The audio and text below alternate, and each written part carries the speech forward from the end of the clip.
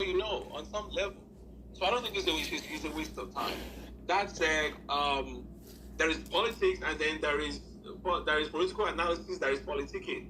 It's all one and the same. I mean, we have to talk about it. We have to discuss it. That is just one part. Of course, there's the other part of action, boots on the ground, and all of that. They all go together. So all these permutations we're making, yeah, they can make your head spin, but it's all part of the whole conversation. All right, yes. I was going to ask you though. Yeah. You don't sound as what's the word I'm looking for now? Enthused. Is that the word? As the other day when you declared the year of the wood. What changed? Yeah, nothing has changed. I didn't want to digress from what you guys are saying, but it's still going to stand. As a matter of fact, I'm actually changing my own strategy. Hello, everybody. Changing it to something greetings. No, it's still the year. How is everybody doing? I'm back again, though. This one is not going to be long. I have to. This one has to be quick. So I don't know if you guys have heard the news. Apparently, something has been going on behind the scenes, where Atiku has been trying to cut corners. He has been meeting with the 36 state commissioners secretly to try and sideline Peter Obi in this new coalition so that he can win people all to his side. Okay, so he was found out recently, and so that's what's currently going, and that's what they're trending on Twitter as we speak right now, because we're trying to let Atiku know that we know what's up. So it looks like this coalition thing, people that were skeptical about it were actually right. This coalition thing, they were just trying to, Atiku is trying to leverage on the popularity of Peter Obi to get the ticket for presidency.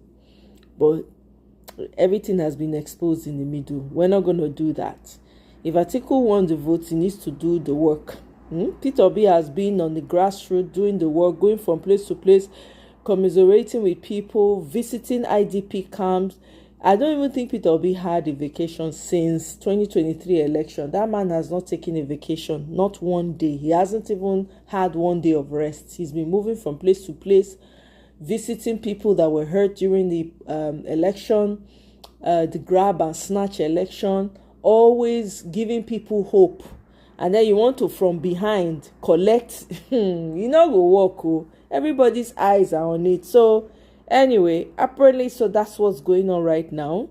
So we're saying the coalition needs to do the right thing, or we're out. And as you all know, Ahmed Dati was on Symphony TV earlier giving an interview.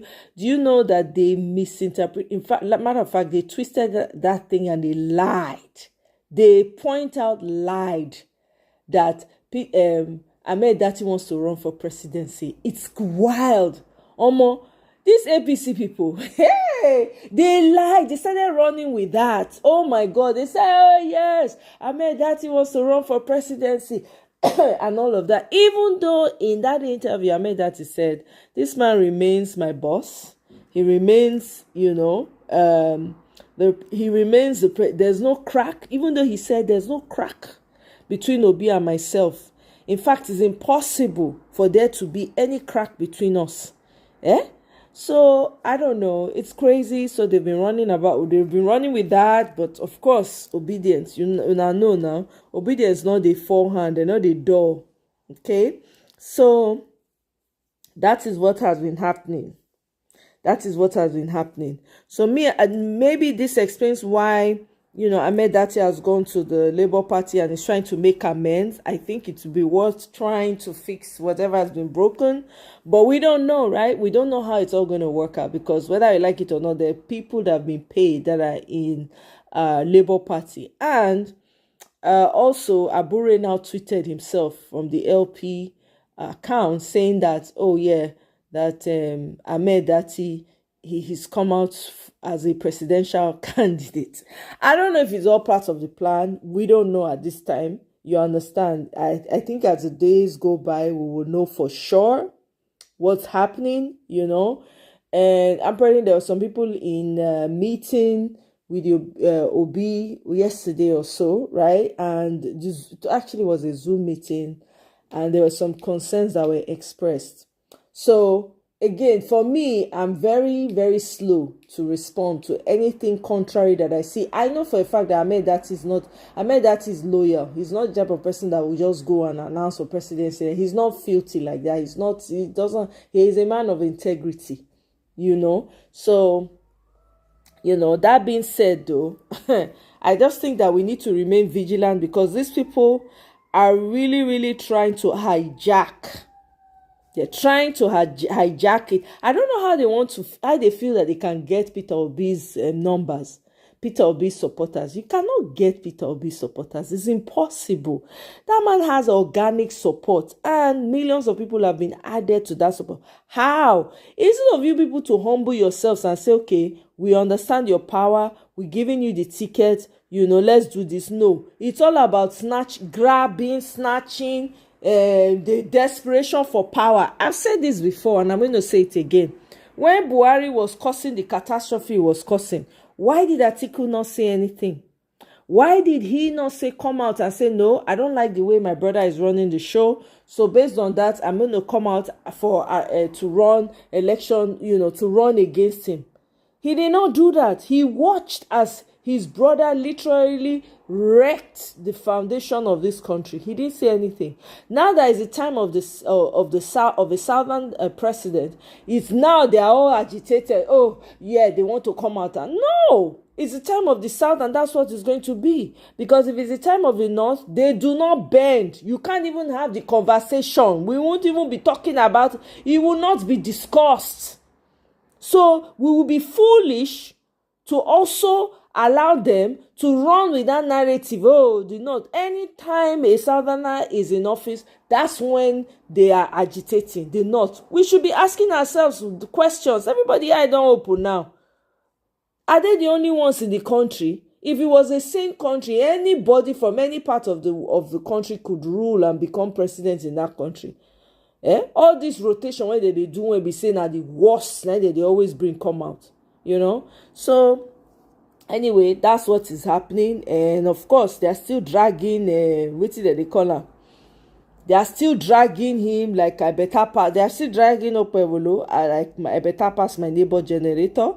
And the people, Femi Falana has asked that he retract those threats. Otherwise, he will sue him to court. We'll see how that plays out. Do you understand? It's crazy. I don't know. Very sneaky thing. Ha! I beg go. I don't understand. An 80-year-old man, what can he offer a country of 200 million young people? What can he possibly offer? I don't understand this, Anyway, there's this ongoing conversation. I'm going to let you guys take a listen to it really quickly, and then I'll speak on it a little bit more, and then I'll call it a night. No, don't come for our principal. Don't do that. Don't go there. It's now small joke they turn to fight. Please don't try it. Please warn anybody. I know Saturday. Why would you go that far? Don't go that far. That's too much. That's sacrilege. They're not a big play, small play with you. You won't carry this thing. Okay, yeah, Tudo, I must congratulate you. I need to organize an award. Tudo and Jimmy, the best presenter on for 2025. Your space have been going. Me, I will do everything. I come back to X. I know that I have to come to those space because I know it's almost like a 24 hours back-to-back something, So not only waiting to X they give you, because as I see you, a very fine person. But let's not go to. I actually want to get rid of my blue. Rita don't they pay for space now. I want to get rid of my blue tick because it's not fetching me anything. No,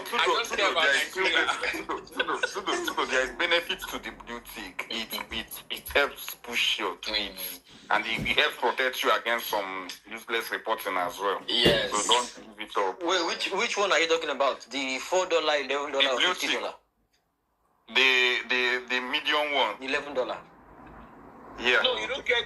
Me, I pay 1 year, and I'm very Sorry? sure that You don't Jimmy, get my $4 account is still for my. They don't give you blue tick for $4. Okay, they are talking about blue tick. That's not what I wanted to talk to you guys about. So anyway, apparently I don't know if you guys there's a video I want to share. Actually, there's somebody that spoke on a YouTube channel I was watching earlier that I think was very interesting information.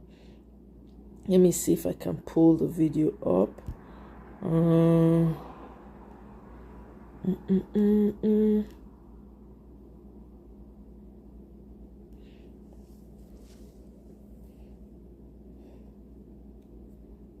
Let's see.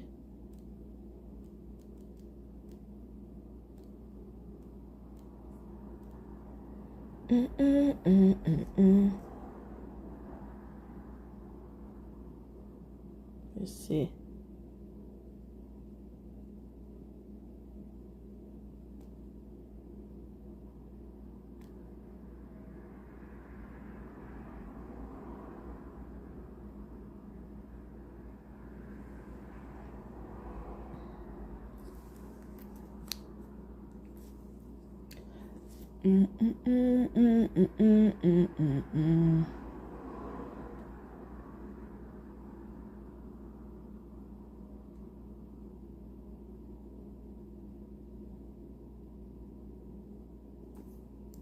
Let me see if it's Blue tick, because everything has to be applied in this election, right? If we know that, okay, we are gonna be. Is this Laura? yes. Laura, good evening. Okay, Welcome. this is it. I agree with all the things the last speaker just said, but not everything. Okay. You know, I saw your show for this evening earlier. Okay. I was busy. Okay. I don't know, there was a guest you had and you were speaking to the person. Yes, sir. I suspect, I was just laughing. The whole scenario is making me laugh because clearly, with the ADC, Peter Obi, Dati, everybody's just playing cat and mouse. So you think it's just a deliberate game that we're playing, right? See, I think the ADC, obviously they want to have an open primary. That's the body language. We don't know how true it is. That's what they've insisted. They said that before. They don't talk and say now waiting they want to do. They won't do open primaries. Yes, so they don't. I don't think they want to zone. I think they want to do an open primary. But if they want to open primaries, why not adopt direct primaries? Why indirect primaries? What's the need for having delegates? Why not tell every registered member of the party, oh yeah, you get the right to vote for anybody to be the head? Why limit it to just a number of people? The answer to that question is this Saturday, on this particular Saturday on Channels TV, I think their sunrise program, Reverend Sam Adeyemi was there and was talking about leadership and vision, and they asked him why do we keep getting bad leaders, and he said, what are the chances that if 50 people gather together, what is the chances that if a collection of thieves gather together to choose one person, what is the chance that they will not choose a thief? Good. You know, so the general people, the ADC, from the body language, you know they want to choose one of their own. Is it directly that will give a chance? No, these are not people. If you see these are not people of good conscience, so they will not. So Peter will be zoning to the south. If he will not zone to the south, I will go 3-way. That's why you see all the threats and all that stuff. So those people who are worried, what is that doing? I also want to speak to Nigeria. Nigeria should stop being babies. Nobody's going to baby feed you or spoon feed. Stop being babies. Use your head and think. Can't you see that Nana Kazari was there behind him? Yes. He's beating, he's working both ways. One side with the neck with Alex Oti have done their bit, you know, and then he has sent that obviously this way. You collect the dots, what that he said after the coalition. So this is them posturing to the coalition that we are all that going to campaign for the Yeah, we don't like it. doing this. This is them posturing themselves to say, I have an option if you don't give me the ticket. And worst case scenario, right? So there's 2 years remaining in this 4-year term roughly from Tinubu, and then there's the other 4 years, that's 6 years, right? And then in Northern goes for what? 4 to 8 years. What does that mean? He's 60 something. If he wants to contest in his 70s, 10 years from now, he can choose if he wishes. So the people who don't have age on their side is Atiku. The person who is more desperate is Atiku. The person who, if he doesn't go this time, it is almost literally over for him, is Atiku, because he's 79 this year. And then if you add 6 years, he will be 85. And that is already like a football age. That's not like real age. Who knows what that is the age he used to get to customs. So, and it is difficult for someone like him to reduce his age because he's in customs, his data, everything is there. So he can't give a more football age than whatever football age he already has. So it's not like Tinubu that was a 82. I finally got my claim for my car accident. They only offered me $5,000. $5 grand? I had a car accident and I got offered.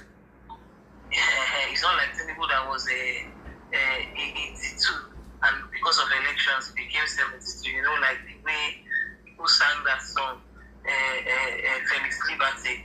If you ask them to say my age na 21, the last time na 20. So just bubble and shuffle. You know, that kind of thing. We age backwards in Nigeria. So Nigerians should also stop. I don't know if it's obedient. I want to speak to Nigerians. They should also stop being babies. Nobody's going to baby feed you. Let us grow up. This is all posturing. It is also hedging their bets. You can't put all your eggs in one basket. And then the ADC coalition, they are in a situation where they've all teamed up together and they want clearly an Atiku who is desperate. However, Precious, you see this ADC coalition thing? Yes, everyone is saying it's Atiku that organized it and this and that and that. But they've been planning all this 18 months or so and we did not know.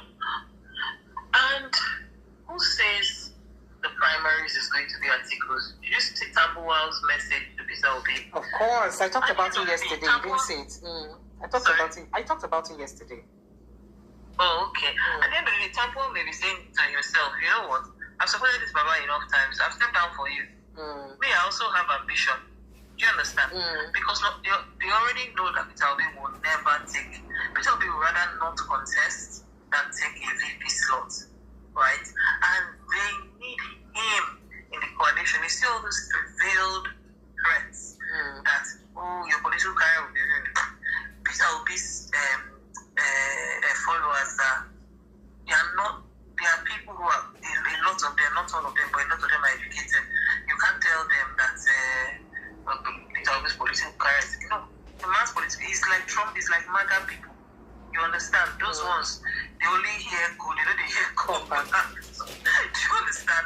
And they are independent thinkers. Obi cannot tell them who to vote for something.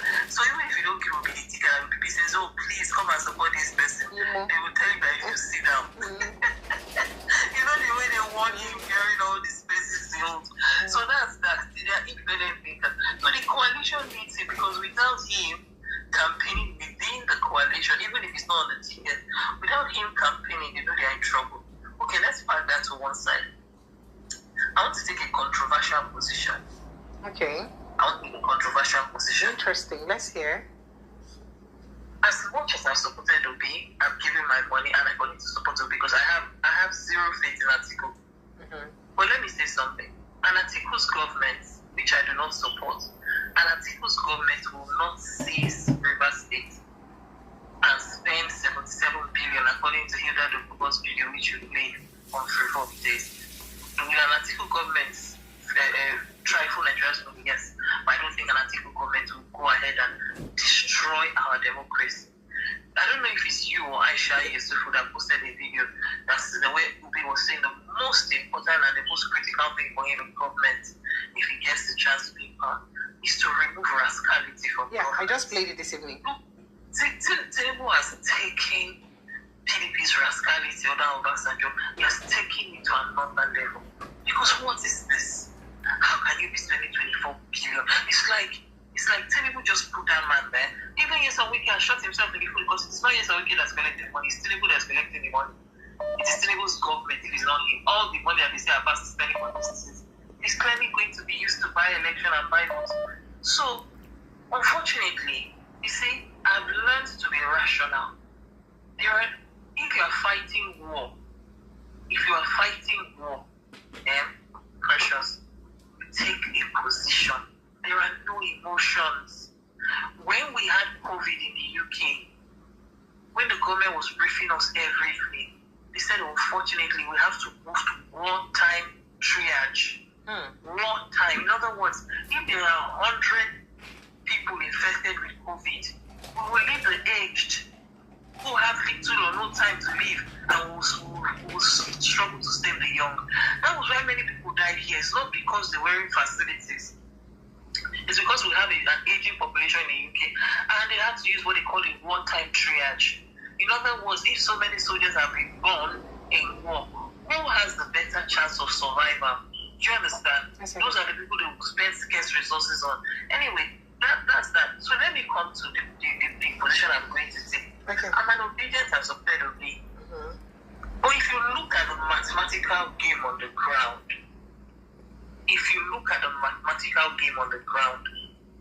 the South people don't have liver to defend their votes.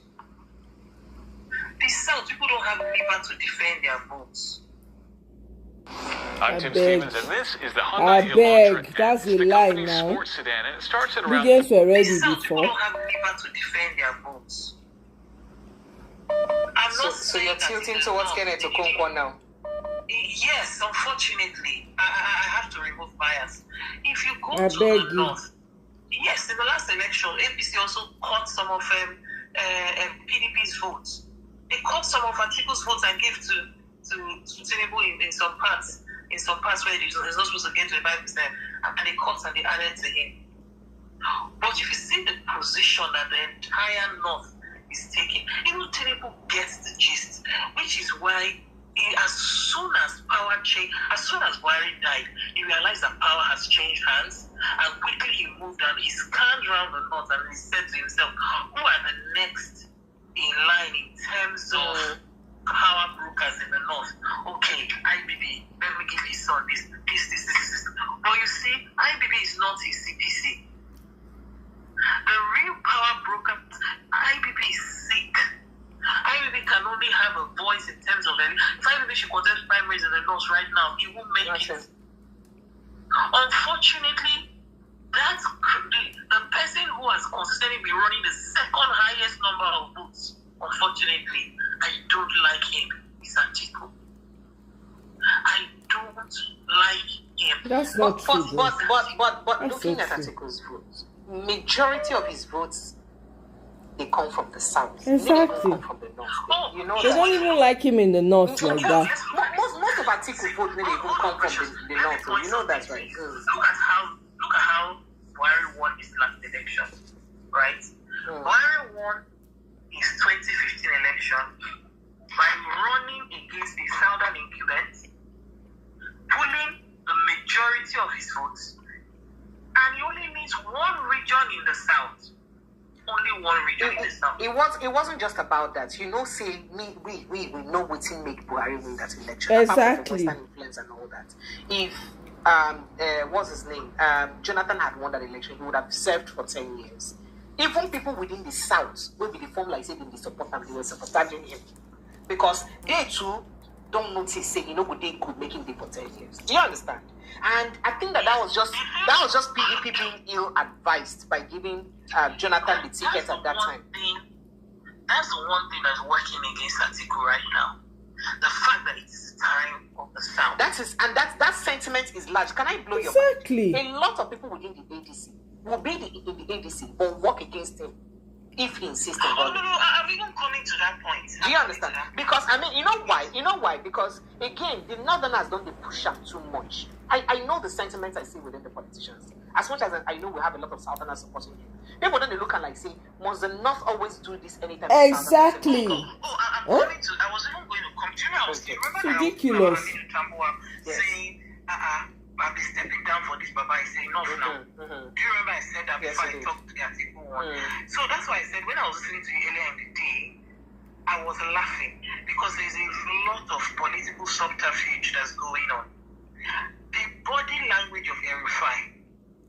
And El-Rufai is still likely in Obi's camp. El-Rufai is very likely in the Obi's camp. You should, Precious, you are too intelligent. What I was going to say, you're taking it right out of my mouth. See El-Rufai is going to betray Atiku. And he's not doing it because he's against the North. He's also doing it for his own interest. You know why? He won't take calculative. He know the sentiment and he no one go against the sentiment. He wants to be calculated. There's something there are many things that are at play here. You see what Tambuwal did there? He showed his hand too quickly.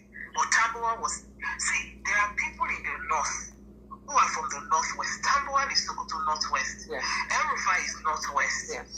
Kwankwaso is also doing behind the scene talk.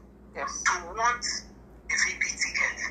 APC is winning him because if they take Kanu vote and add it to the Rivers vote, they're going to steal and just write for themselves. You think they will really steal Rivers votes and get away with it? With those two, nobody's going to come out to vote. Laura, I swear to you, calm down to 2027. Calm down. It's not by all these ones that is happening. Just calm down. Precious, okay, let's leave that. Let me not talk about Nigeria because Nigeria, Nigerians, they confuse you, Abi. The way they do their things. No. Not Nigerians. Not Nigerians. The political calculation, and nobody can be forthright because of the kind of tortoise that everybody's dealing with. Everybody's dealing with a tortoise. No.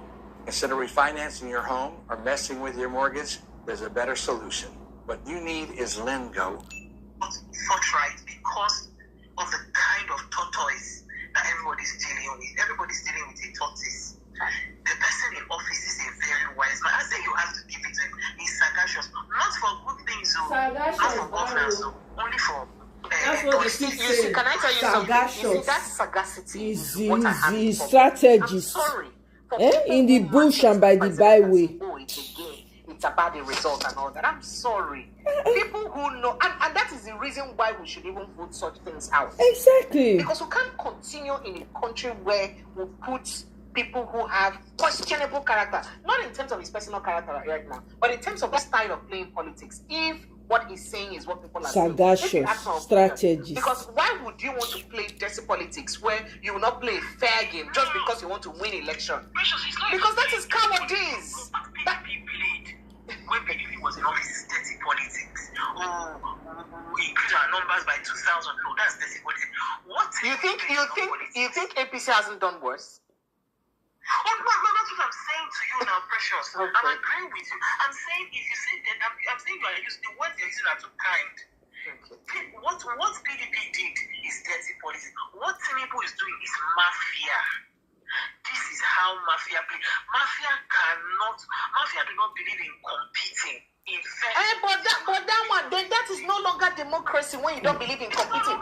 When you try to clamp down on every... Exactly. Do you hear what said? He said there will be no election. They are going to write the results. There is a recording that Professor Chidodi Kalu did on Mindset Space on Twitter. I listened to it over YouTube because I've cancelled my Twitter account because of Nigeria. I don't want to be wasting my time with them. See, and then he said Atiku and Peter Obi should get out of the scene if they are not willing to lead a national protest to take the country beyond the brink. And the way the body language of Obi right now, you're not also seeing Obi as somebody who perhaps may have a reason to do that in the nearest future. But Angels will take it easy. I'm not blaming Obi. Before Obi does anything, he has to think it in 10, 15, 20 different outcomes. That's true. If I do this, what will happen? Yeah. If I do this, and thank God that a lot of people around him understand. Like the way Kenneth answered the question, there's the Igbo factor, yes. There is the Southern factor, yes. There is if it was a Northerner, Paolo will not do all those things. Let's put all of those aside first. See, let's come back to the ADC. If hurry up. People are waiting to jump in on the conversation. Let me So hurry please up, be quick. please. Okay. There's a conversation that Babache Lawal had with Laulu on Inside Sources or something like that on channel. Yes, and he was talking about how the lobbying went about in terms of the primaries. Do you know that that is how it also happens in the US? If you go and look or read the story of how Barack Obama, when he ran against Hillary Clinton, I think in his first, when he was going to come for his first tenure to get to win the US election, this is how people lobby for delegates. And I think the DNC, Democratic National Convention, I think they're using direct delegates. The only thing is, you are not allowed to use this bribery and corruption that we did. See, there is intense politicking going on. And I have a feeling that the Northwest people, Kwankwaso has not shown this hand, but Kwankwaso, Tambuwa, and what's this guy's name? El Rufai. Between the three of them, they are angling. Not El Rufai. I don't think El Rufai wants to be a VP. El Rufai just has, the man is that kind of a person that when he has something against you, have you heard his story when he was talking about that when he was a child, a particular child that offended him, he made sure that no matter how long, he kept pouring sand in the child's food, dealt with the child until the child's parent. He's a very, very vindictive human being. I don't see him as trying to come back to government. El-Rufai will survive. He's a first-class material. He will survive with or without, whether he's in or outside of government, he will survive. He will go and do his PhD, look for professor. If he wants to be a president later, he can come back and contest. If he shock you, Laura, but just go ahead. Between Tambuwal and Kwankwaso, and a lot of the Northwest people, there is a lot of internal jockeying. Of course. Yes, Atiku may be the one who has convened the alliance, but there is a lot of internal jockeying for who will vice the southern candidate. So we may just be shocked. We may just be shocked that within the North, the power play would outplay Atiku. It just will very. The only thing is, I hope you know electoral law that says if you contest in a primary, you cannot go to another party to contest in another primary. And when you look at the David Marks, the regulation, nobody in Nigeria trusts. Watch me buy XRP in 14 seconds on Kraken. Nobody in Nigeria trusts any of those people to conduct a federal. And see, you know what they are doing? They're also leaving all of us an ABC guessing, because the way they've done it now, they put chairman of the party to be from the North. And typically, when a party wants to bring a person from the South, that's what they do. Yes. But then they've called him interim chairman. So they've put all of us guessing. And because they have put all of us guessing, there is that politics of ADC, right? But there's also the politics of Obi saying zoning to the South, where I will walk away from the table. And they know that to win, if they take a northern candidate, let's just say they went with a northern candidate. There'll be southern sentiment. There'll be lots of southern sentiment, I can assure you. No, let's just use an example. If they go with the northern candidate, they need to win one zone, one geopolitical zone, and that is the southeast. And they cannot win the southeast without Peter Obi. So they need it. But if they go with the southern candidate, they need someone who has influence in the north, who will tell the people, northerners, if we say this is the person we are voting for, all of them will follow suit. One person did not do well outside of Kano. No, he didn't. I looked at the results. He didn't do quite well. So now, Laura, there is also the sentiment of the North saying that they make for the majority of the population in Nigeria, and they should keep having the presidency. There is also that sentiment. You know what I've been doing, Precious? I've been listening to it in Ginger Media, because many times when people are having spaces, it puts it on YouTube. Again, I've cancelled my Twitter account. So when I listen, this Sunday, I was listening to some of these northern, I don't know if I would call them children, they were just talking, we do this. I just look at this and I say, God, if not that the kind of character that Tinubu is, I want Tinubu to finish his second tenure. There are things that Tinubu he would do. But I have a problem with that. You see, that's where I have a problem with Nigerian politics, and that's exactly what Goodluck Ebele Jonathan did during his tenure. The whole of that is first tenure. He used it to appease the North. Exactly. All the schools and all that. When he comes from, there was even no road. Not only them. Do you understand? Must you keep your best for the last? That's the question. Tinubu has been dealing with the law. Don't forget that this tax bill, they've been very much against it. This new tax law, they've been against it. I went to this guy, Dan Bello's Instagram. You need to go and see some of the posts. I don't like that guy. You need to go and see some of the posts he's been putting up. Oh, they've carried this number of jobs from NMPC. They moved it to the south. They've carried this number of jobs from CBN. They moved it to the... It's southwest specifically, not south. Precious, I am online applying for jobs here in the UK to move from private sector. I want to move to public. As one gets older, I just want to move to the public sector. Precious, it is a thing in this UK that different government departments are scattered all over the country. There is, in Liverpool, you see some government office. In Manchester, you see some government office.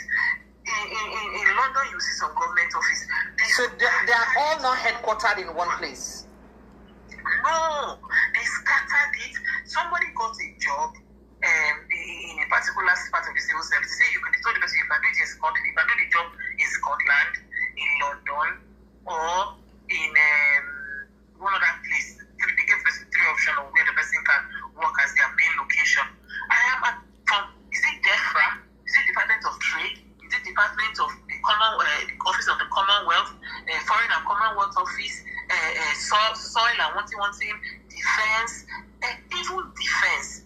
Defense is scattered. You have Defense in Bristol, the main one. You have small in office in Ozigbo. Thank you, Laura. Let me talk to others now. Thank you so much. So, you see this not... Sorry. Let me say one more thing. Precious.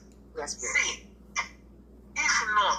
if not that Tinubu has destroyed our democracy and that fear of a third term and him altering our constitution, I was saying Tinubu just... You know why? Why? It will be no get if I have to deal with this Tinubu. You see this state creation... How do you know that? wants to equalize the number of people in the north and in the south. That's what you think. You know that. How do you know? You know another thing. So there's a part where people are also complaining on the side from my investigations, where people are saying that most of the agencies, most of Tinubu's favoritism for the south just goes to southwest alone. Exactly.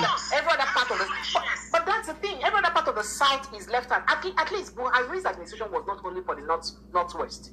It wasn't. It was for the north generally, especially the northeast and northwest.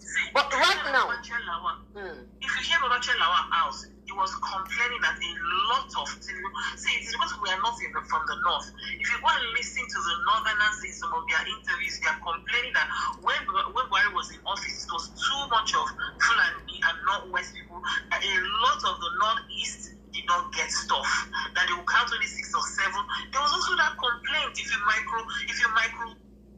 Guys, the new puzzle game Royal Kingdom just launched. And I figured we're all going to be playing it a lot, so I'm here to answer any question. Count only 6 or 7. There was also that complaint if you micro go into their market. So can I blow your mind? Can I blow your mind, Laura? Now, Buhari's own may have been just for the most leadership positions. As I speak to you, people are complaining that most departments, agencies, and parastatals, their heads, subheads, most major positions are being turned to only Southwesterners. That's exactly. So not just, for instance, if you go to customs, it's not just the controller of customs, the other subheads too. Do you understand? But that is not how do we move forward in this country be bothered? Like that? That's the question. People were saying that Buhari wasn't even that bad. He just concentrated on the major heads alone. This is why Obi supporters are saying, Peter Obi supporters are saying, if they don't give it to the Southerner, let Tinubu continue. Because there is almost no difference between any of these people.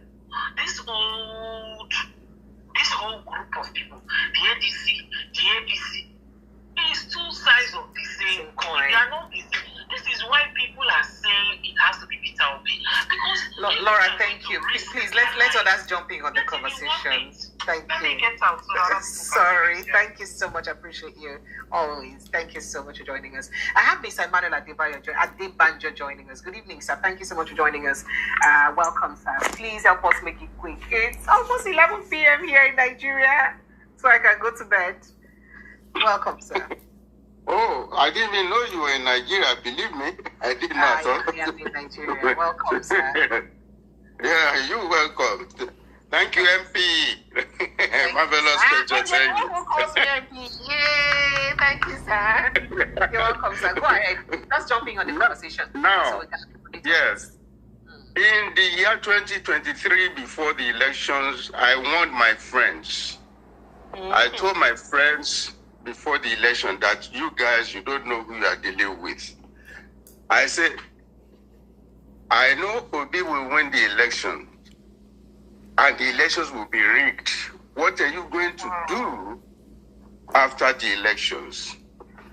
I'm still surrounded by the same friends, and I told them that if you are not careful, the same thing that happened in 2033 will repeat itself in 2027.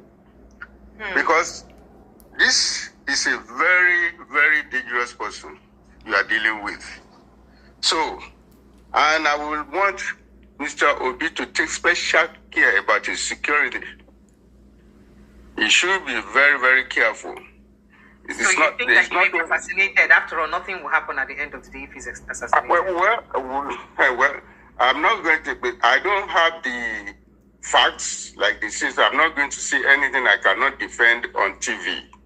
But if you see people disappearing or dying mysteriously before elections, before in Nigeria, then it will not be far-fetched for anyone to be extra careful. Wow. So that's what I mean. Now, concerning this ADC coalition, definitely Abubakar Atiku set up that coalition for himself. Absolutely. It's obvious. So, must be very careful to be, not to be lured, not to waste time. They have to zone that position to the south. Let's not even say southeast, to the south. Just to the south, and you contest. Yes. If they cannot assure him within the next 2-3 months, I think he should move on. Obi can do it alone. He has done it before. He did it in 2023. I was not in Nigeria. I know what happened. All my folks, they voted for Obi in Lagos. And that's one thing, that's one problem I have with some of my Igbo friends. I say, look, you are not the people that voted in Lagos. You are not the people that voted Obi in Lagos. It was majority of Yoruba people. Everybody was I can raise my 3 hands up because I have lots of Yoruba. In fact, almost all my Yoruba friends voted Obi. Now, and I've always warned them, don't play into the hands of these people. Immediately they knew what happened during the presidential elections. They now mounted a big propaganda against the Igbos. I'm telling you. And started saying everything against the Igbos. And some Igbos, they were also falling for the... Case Connect, a revolutionary new AI database, allows accident victims to see exactly how much they're owed. Wait, is that... Also falling for that prank. And they too were trying to reply there. I said, look, you people should be careful. Oh dear, network will not let us get to the end of that conversation. Hello, sir. Hello. All right, sincere apologies. Let's talk to, is it Robinson now? Robinson Amani. Robinson, how far? I think my staff was now. I didn't know your staff. This is not the one. They haven't begin to grow, No. Today 2 months said. Also, they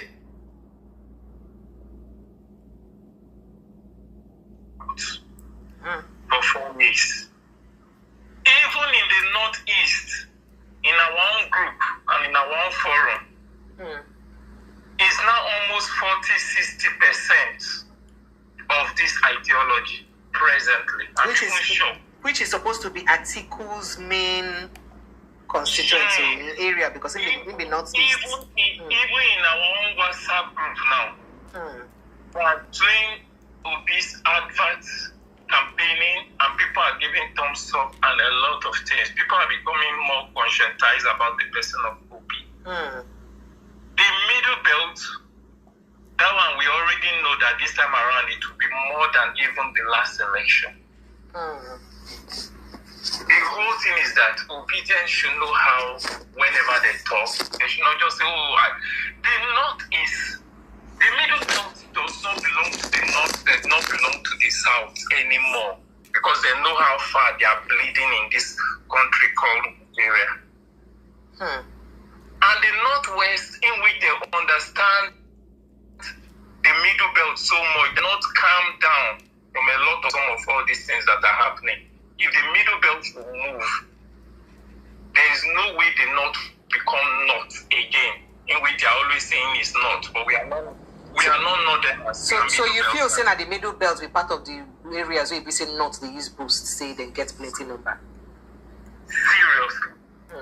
I know the far North, they used to give birth to a lot, especially in the Northwest. But no matter how, the middle belt contributes a lot, because almost 10 of the states, if you start cutting some part of the state like Southern Kaduna, Southern Adamawa, and all those places, even a lot of persons in Taraba, although Taraba people, majority of them, they like referring to themselves as Northeast. But a lot of them, almost 40%, see themselves as middle belters. So no matter how, we should try and be patient with what is happening, especially at the background. Then the issue of Tambuwa and Kwankwaso, we already know that Tambuwa have more footing. In terms of, like, when we want to talk about the place in which Tambuwa hailed from. Okay, Sokoto State. Sokoto. Because of the caliphates. Thank you. Tambuwa is more of a Fulani compared to Kwankwaso, who is what a Hausa man, even though his father was given the title of the Tashin Fulani. You don't say that Kwankwaso even. You don't say there is also a controversy surrounding that Kwankwaso being an Hausa man. You know, say they talk something about his grandfather being an Igbo man who migrate to the north and all that. You know, say that matter they don't come out sometimes. His own father is the Sakin Fulani. I just tell you, see, that controversy been don't come about in family background before. But just go ahead. But the whole thing is that is even making Tambuwa to be a little bit more comfortable now is because of the person of Erufai. Erufai, very calculative person. Forget that sitting quiet, he knows how to eat the largest bone at the end of the day. Well, the whole Game of Thrones now, majority of the Game of Thrones, that even the Northeast, even in our discussion and everything as we are in the Northeast, is everybody is just waiting for the, let me say, the body movement of the team, or should I say the major game players that always give all these people power, that even made the person of Buhari. Who be that? So everybody is just watching. Who be the game players who give them? There are a lot of game players now. The Sultan of Sokoto is there. But before the Sultan of Sokoto would take such a big decision, definitely he has to call in the Shehu of Bruno. They have to just oversee what. You know what to make I ask you, if they talk about all of those ones, remember the way they don't scatter the Emirates Council for inside Kano State. There will be also major key players. See the way they need that here or there. But even the Emirate Council, let me say the Emirate Council now. Me and you, we know very well that within the Emirate Council, we know those in which they feel that, okay, some people that are already trying to change the ideology of the Northwest are supporting Sanusi, and some people that want it to still be conservative are supporting Beirut. So it's still just there within that their own understanding and the way in which they want to do their thing. But everybody is careful of not to temper with that particular issue. No politician wants to be involved in that issue presently, because they know that if you're involved and at the end of the day, the whole thing tilts the other way, they Go bounce back. see you as another person. So everybody is careful. Thank you. Nobody wants to even tamper with it. Not even the governor. He's now trying to as much as balance himself so that he will not be too much involved in it. So that controversy, everybody is even trying to overlook it to move on. The whole thing is that I'm seeing Kamboa becoming one of the major person in the Northwest. They may be seconded by the people like El-Rufai and some of all these other small other persons. But the whole thing is that we, the obedient, have to make sure that we understand that we should not be mentioning about Southern again, because obedient is not about Southerners alone. The Middle Belters are there. A lot of persons already in the Northeast are there. There are a lot of persons in the Northwest, especially the most educated people from the most educated families in the Northwest. A lot. I personally know a lot of Northerners that I know. Some of them living abroad and put a lot. Even I know personally. Oh, Buhari's children also supposed to be. Himself is an obedient. Before he is dying, that's why he was making a lot of policies trying to make sure that APC did not come into power. But at the end of the day, things do not favor him. Buhari made a lot of policies that people do not really understand at the tail end of everything. Even the but people see the claims in if no help rig the election now. Exactly. Yes. At the end of the day, didn't have a choice. He's somebody that moves with the majority, what majority of the people around him are saying, just like person like David Mark. Person like David Mark now, it depends on the majority perception. I go make a way him go say, okay, in support that Atiku, you feel calm down, or Atiku, calm down. So David Mark is always like that, and he's watching how everything is going. It depends on what he now discovered that, okay, majority of the people in ADC, they are saying. But we already know that the core founding fathers or the foremost people that are there in the ADC presently now, majority of them, they are in support of Atiku. And Obi knows all these things, but Obi doesn't want to be seen as somebody in which at the end of the day, they'll say when they were calling for coalition, you'd not. So this is what is even now appealing to a lot of people in the North. That this man is patient, he's listening, truly is supposed to be Southampton. They are discussing a lot of all these things. Welcome, Mr. Gawalele Seed. He has that virtue. Now welcome, so the obedient, especially we, the obedient people, we should also understand that the Southern people have a lot of people that can also decide vote. We should not be mentioning about North. And when we talk about the North, we should not be including a lot of these majority states within the Middle Belt. Because we are even people that we should say, okay, we are like the people that in which try as much as possible to balance everything to become fairness. So even if some of all these obedient are doing content, they should realize that the Southern people are also powerful. They can decide the election. Exactly. And not make it a kind of northern affair to decide the fate of Nigeria. Exactly. No. Nigeria does not belong to the North. We, the Middle Belters, we do the North. So Nigeria is for everybody, and the obedient both in the one in the Northwest and some of them in the Northeast. We are all Nigerian, and we should try as much as possible to speak with one voice like Nigerians. Yes, we have a lot of obedience in the North. If you do not travel to the North, you will not know. And if you do not travel to a lot of all these big families, you will not know the majority of all the big families in the North, the educated ones especially, they are all obedient. Majority. All right, thank you. Thank you so much. I appreciate it. Thank you. Okay, T.Y. Danjuma, come and do valediction so that we'll go.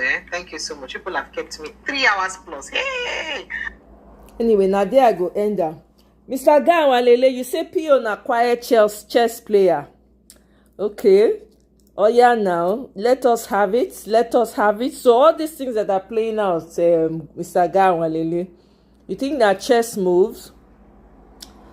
Pure is pushing LP factions to get together. A strong message to Atiku and Co. Okay. As a great chess player yourself, I think you can recognize a player when you see one. Okay. So you think that's what's going on. And by the way, people, Ahmed Dati gave he met with the Labour Party faction today, Abure faction. You need to see how they've twisted that out of twist a lie. They're just pushing lies on Twitter, saying that Ahmed Dati has declared that he wants to run. I'm like, when I saw that, I knew that, I mean, these people are just trying to run with a narrative. And some people were in their emotions. I said, guys, you guys should suck it up, man. You can't be in your emotions. You think these guys don't know what they're doing? Look at me. I think Ahmed Dati is a man of integrity. The man is from the north. They have a different way of doing things. He's not one of those people that, you know, is a sucker, as in he stands tall, stands in his beliefs. And look at his speech. He even acknowledged Peter Obi in the process. It's been like a whirlwind of fire, back to back. Yeah, exactly. You could tell that he did that. And I appreciate it because, you know, guy, Dati had already expressed from the beginning how he felt about that coalition. You know, he already said it. And I understand where the man is coming from. You can't trust these people. The same people that destroyed the country are coming to form coalition. By the way, guy, I hope you are aware that Atiku go they use corner. He go they meet with all the 36 state commissioners for ADC. Una know that one? The guy want corner. He want from back go collect something. Collect the ticket so that they go fling PO out. Hey, God, I beg go. You want cut corners. APC is rolling all over the place. I'm telling you. I agree with you on that one. All over looking for holes. Mr. Backdoor Deal. Exactly. He's been exposed. Now we're trending on Twitter, which I posted here. Do the right thing or we are out. You want to use our own popularity. All well-meaning Nigerians. Do you know there are millions that have joined in supporting Peter Obi this time around? You want to now use back, and then how do you collect organic following? Hey, these people must think that we don't know what we're doing. Like we're dumb. I don't understand it. It's so annoying. I'm like, are you for real? How do you collect organic following for a man who single-handedly, he's the only one we see. If we are crying, it is Peter Obi. If we don't have food to eat, it is Peter Obi. Since 2023, Peter Obi has not rested. That man has not rested. He's going from the man he go visit 4 countries in one day. Today you see him. This minute you see him is somewhere in Rome. Next minute he's in Malaysia. Next minute he's in you. I don't know how to say they do him. I don't know. Now that kind of person energy you want match? I think when we say after every election cycle, you go enter plane, go Dubai, go chill with our money when you don't thief. In fact, they don't bring out videos of how it take guzzle up the electricity money when it's supposed to use. I go play that video for now. Mr. Jonathan, welcome. Greetings, sir. The commissioners for ADC for the 36 states. He went behind to go and meet them, to go and be consulting with them. It's so annoying, guys. You know what? Let me create a link. In case some people want to talk. Let me just create a link. Because honestly, I just sit down and think, I say, wow. These people are so filthy. For crying out loud. They don't even want the country to move forward. Atiku, must you do? Hey, God, I beg you. I never see this kind of thing before. I've never seen a thing like this before. I don't understand it.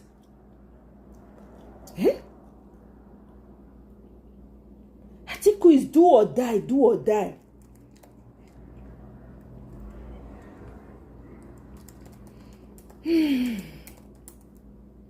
They won't use. They say they fit use Peter Obi use and dump. They say na that kind level you go be use and dump. You want to collect organic follow, like say we don't know who we dey follow. Hey, egba me. I don't understand. Like we don't know what we are doing. Ha. Hey. Now wow, Nigeria politics for Nigeria tie rapper. I no go lie to now. my goodness, it will twist you into a corner. Politics in Nigeria is not for lily-livered. You gotta be, oh my God. Ha! Wow. I never see this kind of thing before, no lie. That's why they listen, they say my ear, I say, hey, are you serious? Are you serious? Eh? What did these people go talk say that they find for this life, for crying out loud? Eh? Only option is for, hey, can they welcome? Oh. Atiku will easily get the ticket. He should go and get it. So apparently the coalition was even, he was the one who formed that coalition. It's not like we're not already aware of that anyway, right?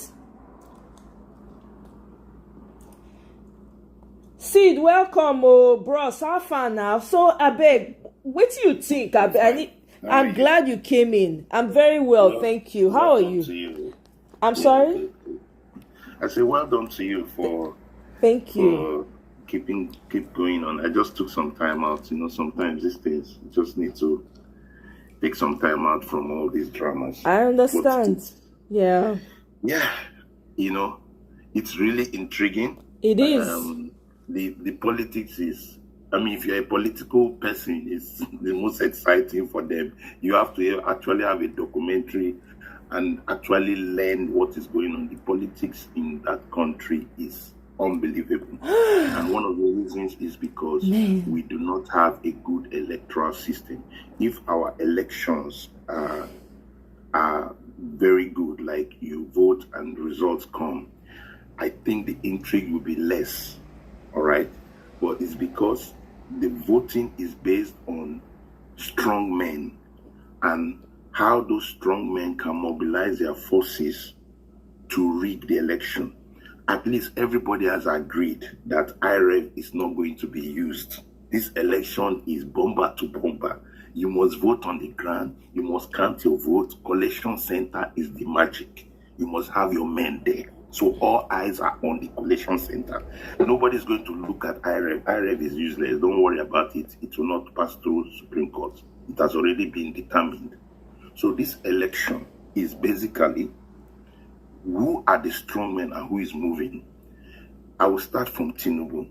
Tinubu moved first. He stabilized the parties, especially the two major contenders to you, Atiku and Peter Obi, especially Peter Obi. Make sure that their parties are destabilized, which he achieved. Then, okay, the people now realize, look, we're all the enemies realize that, look, we're all on the problem. Can we come together and create an opposition force to this? If not, we will not survive. It's a battle for our survival. All right. Everybody say, let's come together. But Atiku's ambition is what is eating everybody up. If Atiku today says, you know what? Because we have to survive. Because sometimes in life, you have to look at it and say, okay, look, we don't like each other. Just like Game of Thrones. It got to a time, everybody knew that we are going to fight these night hawkers. Yeah. You know what? We have to forget that we hate each other and fight this thing. That is what the coalition should do. But Atiku's, ambition is eating everything up. If he says today that, look, okay, I'll stop. Obi, lead this coalition. Put a younger Tamboa with you. That coalition will work. But he decided not to. Then suddenly, Buhari dies. Now it's the battle of the 12 million Buhari votes. Who occupies that northern strength? The fighters are Tamboa from the Sokoto region. Atiku immediately resigns so that he can basically control that ADC which he has bought. Basically, he bought ADC. Yeah. Put the money down. Yeah, that's what it looks. Yeah, so, it's obvious so now. So he bought that ADC. All right, paid the man off Tiku's party. That's fine. And he wants to coalesce that northern 12 million Buhari votes. If you watch his move during the burial, he did not come when the president came. he came at his own time, Yes. so that he can move through the crowd. That thing is not, that burial was political. He moved through the crowd so that he can touch with the Talakawas, the local children, everybody, so that it will be as if he's the new Buhari, so that he can move. And as soon as he did that, he moved into ADC, basically resigned and moved into ADC. Now, but the problem with T-Pain is not looking at Atiku. T-Pain has fully focused on Peter Obi because T-Pain is a grassroots politician and he knows that the obedient is his biggest nemesis. Yeah. He knows that. So if you notice, he doesn't attack Atiku. His men don't attack Atiku. They don't bother about Atiku. That's true. Never. They never. Peter Obi. It's Peter Obi that they... Okay, Atiku did not go for the burial the first time. Who did they worry about? Why is Peter Obi not there? But exactly. That's the first person they called. Like, why is Peter Obi not there? So go ahead. You see that, I'll soon conclude. You see that T-Pain's problem is Peter Obi. Now, he doesn't know where Peter Obi is putting because the Supreme Court judgment, INEC, he has mandated that INEC should not accept that Supreme Court judgment. If not, INEC should accept the Supreme Court judgment. Why is INEC not recognizing Nenadi Usman? It tells you that fingers out. And so, and he doesn't want to be in a situation. Mr. Jonathan, can you mute your mic for now? Okay, he go doesn't ahead. want to be in a situation where all his eggs are in ADC basket because, like the earlier people mentioned, the ADC is fully articulated. Atiku has his money bags, and Peter Obi cannot compete there. So Peter Obi has to make a different move, and I'm telling you, there's a third move that is underground, and that move is going to be his last move. So he has to go back to re-engage with the LP. Then he sends his man. He sends what's his name? Dati. Dati is also fighting for his political space because the vice presidential space with Obi is now a very important space position. Yeah, it is. It is. It's and I don't blame that you. Yeah, we fight. It's an important position within the Northwest. That position is going to be in the Northwest. So, and there are three contenders: Dati, El-Rufai, Tambuwal. So, Dati has to say, look, Mr. President, this basket, I don't believe in it. I don't trust these guys. Let us see what we can do with our Labour Party. It looks like it's scattered, but can I move and bring the forces together and find a way to just walk around it? Okay, that's it. Go and do that. I will not show myself, but you will go and do that and see what you can do. Manage the process. But I believe that Peter Obi is going to look for a third option because he doesn't want to be in a situation where Nenadi Usman and Abure cannot agree to create a one front because he needs them to agree so that he will not be disqualified. Because the challenge of the Labour Party is the challenge of disqualification if a primary goes. If Abure does his primary, Nenadi Usman does her primary, which one will INEC recognize? That's the challenge there. And that's why Dati has to quickly see what he can do in the next 3 months to bring and coalesce the forces together in Labour Party. Right. And Tinubu, Abure has already gone to, of course, he's doing his side tour with Wike. Because Wike, they are troubled with the Obi question. So, in terms of Atiku going for this alone, that's why you see last week, the ADC started creating a propaganda that Obi should not be threatening them, that it must come to the south. That's a propaganda they want to create. Yes. So they are trying to tell Obi, look, we have many people around us. You better join us. But Obi is not cowered by that because they don't have the numbers.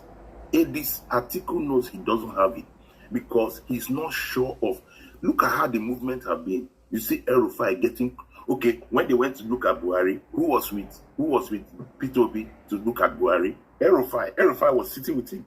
Yes. So Tambuwa is telling you very wonderful birthday. Do you get me? Glowing, very glowing. So they are trying to tell Atiku. They are trying to tell Atiku, this calculation, it will not favor us now. Let's trust this man so that 2031, now we go there in charge. We just have to manage for 4 years. And he has already agreed with us. So this is the game that is playing.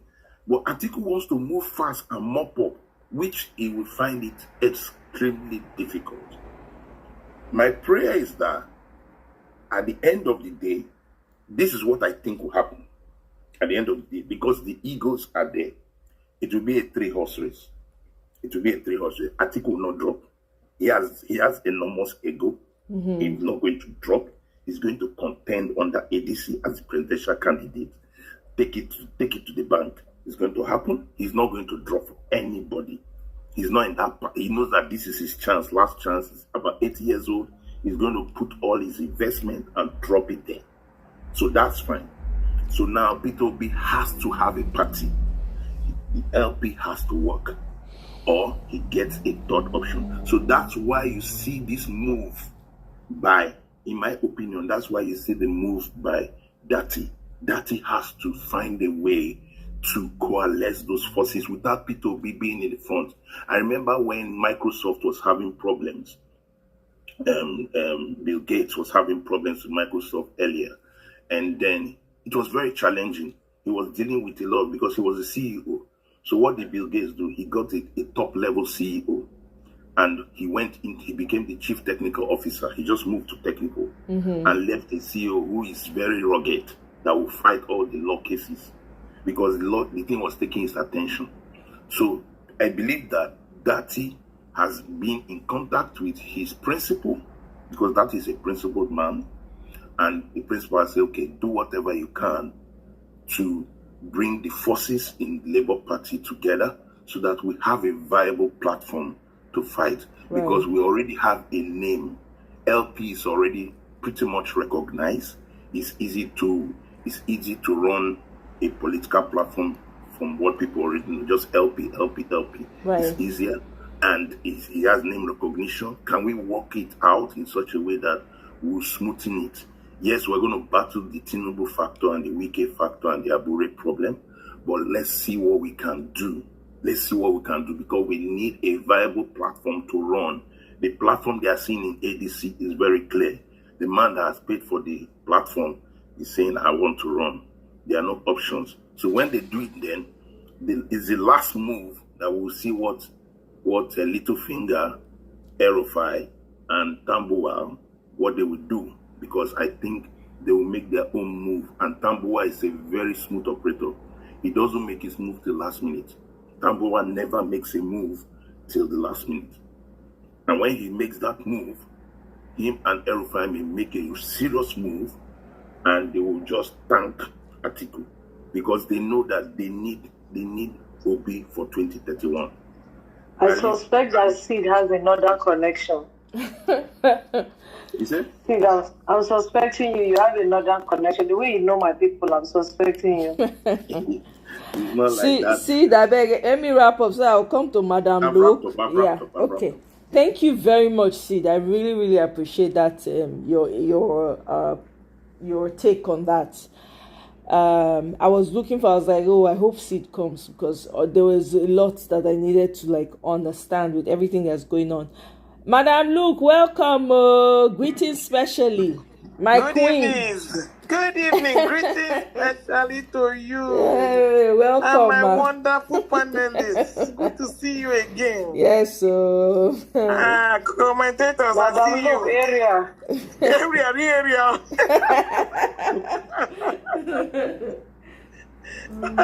Real area. But we thank God we're going to have a chill night tonight. No more area tonight. Okay. My people. This is so complicated. My sister. It is so complicated. I don't even see. It is so foggy right now. I don't have any direction right now. That's exactly how I feel. Very It's so foggy. Yeah. Meanwhile, those that are still in the country blind are just doing their thing.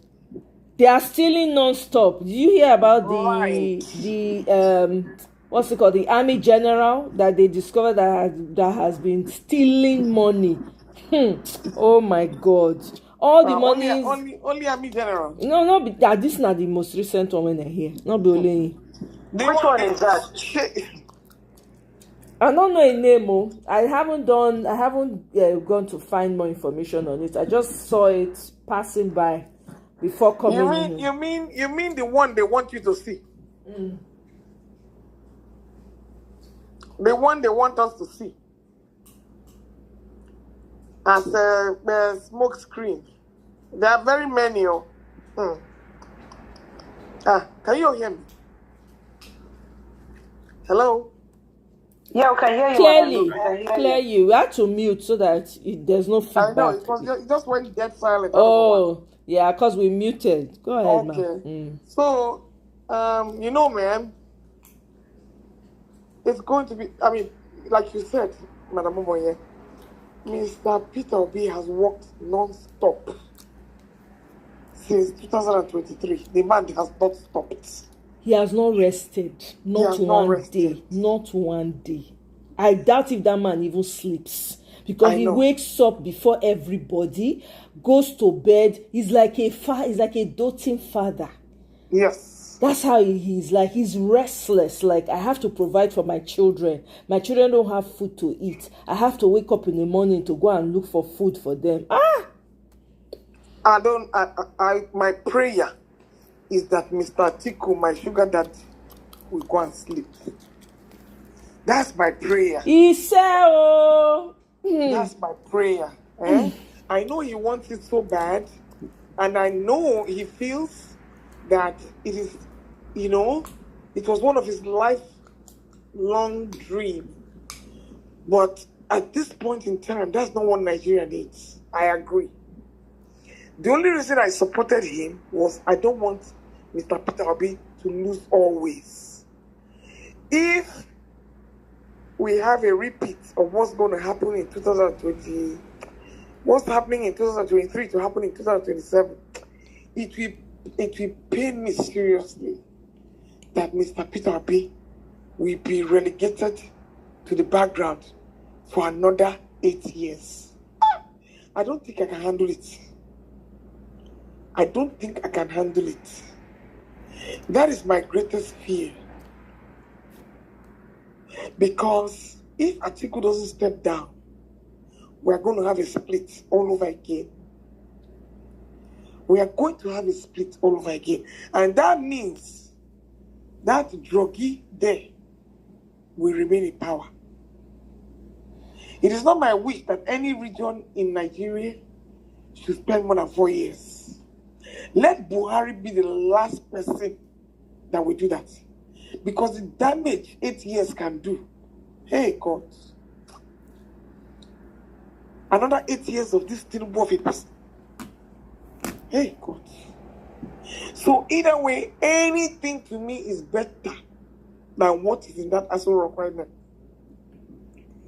Anything is better. I like the fact that the obedience are showing force. I was blown away when this birthday thing came. Yeah. And I was seeing how people were using their own money. Yep. All over again. All over. Yep. Everywhere. Except I was disappointed that Kaduna, or is it one of those other states, did not allow. Yeah, Kaduna. They still came out though. They went to a restaurant. They gathered themselves and went to a restaurant. They still came out. Oh yeah. I just don't want, my only fear, I don't want Mr. Peter Obi to lose always.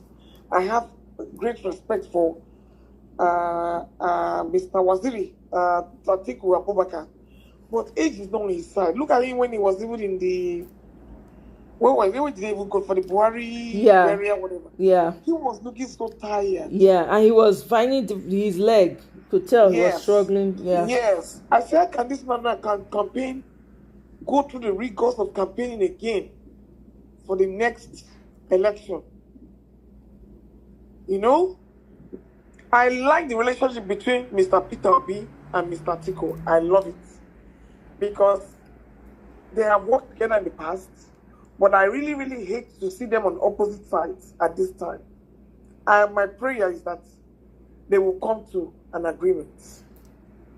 That's my prayer. You so said Mr. Obi does not lose always. He no go kukuma lose, but he said, I hear you. Coming to Labour Party, I don't really know what's going on in that place. I feel it's a chip APC is holding against Obi.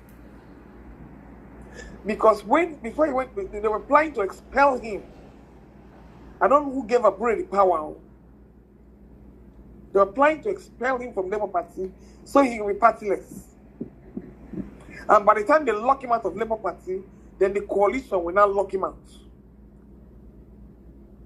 So either way, it's going to be tough. And we'll just take one day at a time. I yield. Thank you very much. Thank you, Madam Luke. I really appreciate it. Well, very well noted. You know, now you make us day here, so we make sense of everything. Thank you very much, ma. Oga Jonathan, good evening, sir. Happy New Year. Thank you for stopping by. Oga Jonathan, you're on mute in case you're talking. Can't hear you. Is Oga Jonathan there? Maybe Nami know the hear. Can you hear me now? Yes. Yes, sir. You can go ahead. Welcome, sir. Can you hear me? Yes, I can hear you now. Welcome. Hello? Yes, I can hear you. Can you guys let him know I can hear him? Maybe he's not hearing me. I can hear you. We can hear you, sir. We can hear you. You probably need to log out and log back. Hello? We can hear you, sir. Can you hear us? Hello? We can hear you. You probably have to log back, log out and log back. He needs to log out and log in.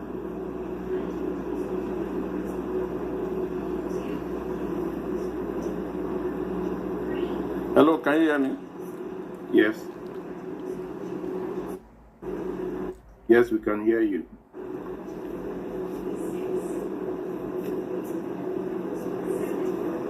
I think it's his network location. Yeah, it sounds like he's driving or something. Mr. Jonathan, I will take you down and then you can come back again because we can't hear you. You like say you know they hear us. Okay, let me see. Maybe he typed something in the. Yeah, okay, it was not too. Yeah, Mr. Jonathan, in case you can hear us, I'm going to take you down. You can come back again because we can't hear you. I mean, you can't hear us, but we can hear you.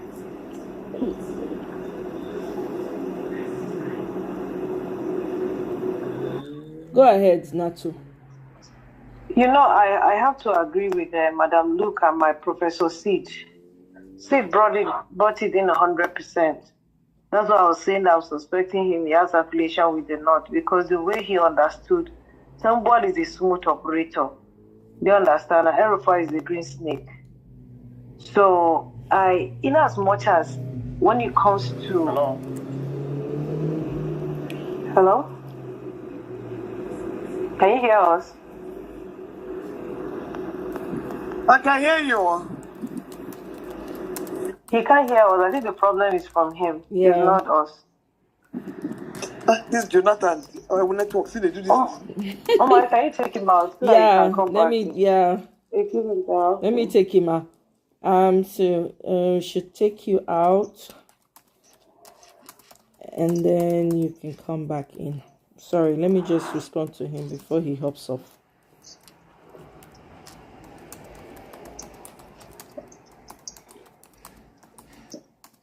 Okay, so go ahead. In as much as if you check based on qualification, right? I know that Dati does not have enough political years of accumulation like Erufai and Tamboa, and even the popularity. But for me, for what we are looking to achieve, Dati holds a better position. Do you understand what I'm saying? But now, because El-Rufai and Tambuwal have been out there for a minute, they want to use that influence to get the position of the VP over Dati. And that will give them an edge. Sorry, Sister Natu. Do you know how long Dati has been in the picture? No. You don't understand what I'm saying. What I'm saying is that he might be, but the popularity that El-Rufai and Tambuwal has, Dati has not been fully in the picture for a lot of us until he became You mean the notoriety, not the popularity? Yes. No, we're talking about political capital. He doesn't. Dati doesn't have political capital. That He doesn't have it. Tambuwal, El-Rufai has. Governors, they've been, so they've been members House of Rep, they've been speakers and the rest. They've been ministers and the rest of it. Dati doesn't have that. Do you know Dati was in the is it Senate or whatever? Do you know Pastor Justin? Yes, we know. He ran for. He even ran for. Madam, no. Okay, he was in the Senate during the Obasanjo's time. El-Rufai was a minister, came back and being a governor. Do you understand? He was a minister how many times? Then being a governor. Do you understand what I'm saying? I understand what you're saying, but the quality of their presence doesn't measure up to that. Madam, look, I'm from the north. I'm not taking. That's why I say when you check the quality, Dati has it more than that. And for what we are looking to achieve, Dati is what we need to achieve that. But when you come to the capital, El-Rufai and Tambuwal has more over there. I'm from the north now. That's what I'm telling you. Okay, no problem. Yeah. So that's the problem that we have right now. And they want to use that over him. Do you understand what I'm saying? That's why they are pushing their head. Even though El-Rufai doesn't stand a chance in Kaduna. I'm not going to lie to you. He doesn't have a good history with us. He has messed up a lot of things, especially people from Southern Kaduna, even people from the north. That's now you're talking like the last like that. Where is this war test from? Is what I was trying to find out. The problem is that, let me explain it to you, Madam Luke. If El-Rufai stands for street, who go follow him? Let me tell you why. Okay, explain. El-Rufai is embedded in the deep levels of the CPC, which is Buhari's stronghold, and the basic Fulani there can align with him. And he progresses their interest. That's where we're talking from. And he's very deep into the Arewa Consultative Forum. Exactly. Dati, his brother, is part of the Arewa Consultative Forum, which gives him that opening, but he's not as strong as that with El-Rufai.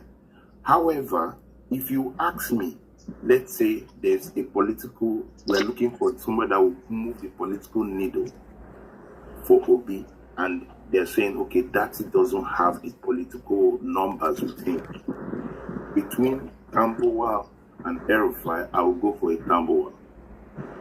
I'll go for a Tambuwal because he's statesmanly, he's calm under pressure, he's a fiscal operator. He can negotiate with different. And even in his activities and his speeches, Tambuwal is more diplomatic. Yes, he's more tempered than an El-Rufai who you cannot really trust. No, right? So that is, if I want to make a decision, I will say, okay, if it's not Dati, who will it be? I will go. And a lot of people in the north share the same sentiments too. Yeah, do you understand what I'm saying? Tambuwal is just like the person that is telling the guy, look, I'm a nice girlfriend, though. I know your girlfriend is there, but that letter he printed, that thing he dropped, is basically cutting him. That, look, Obi, I'm here for you, and I have some numbers. I have the Sokoto Caliphate with me.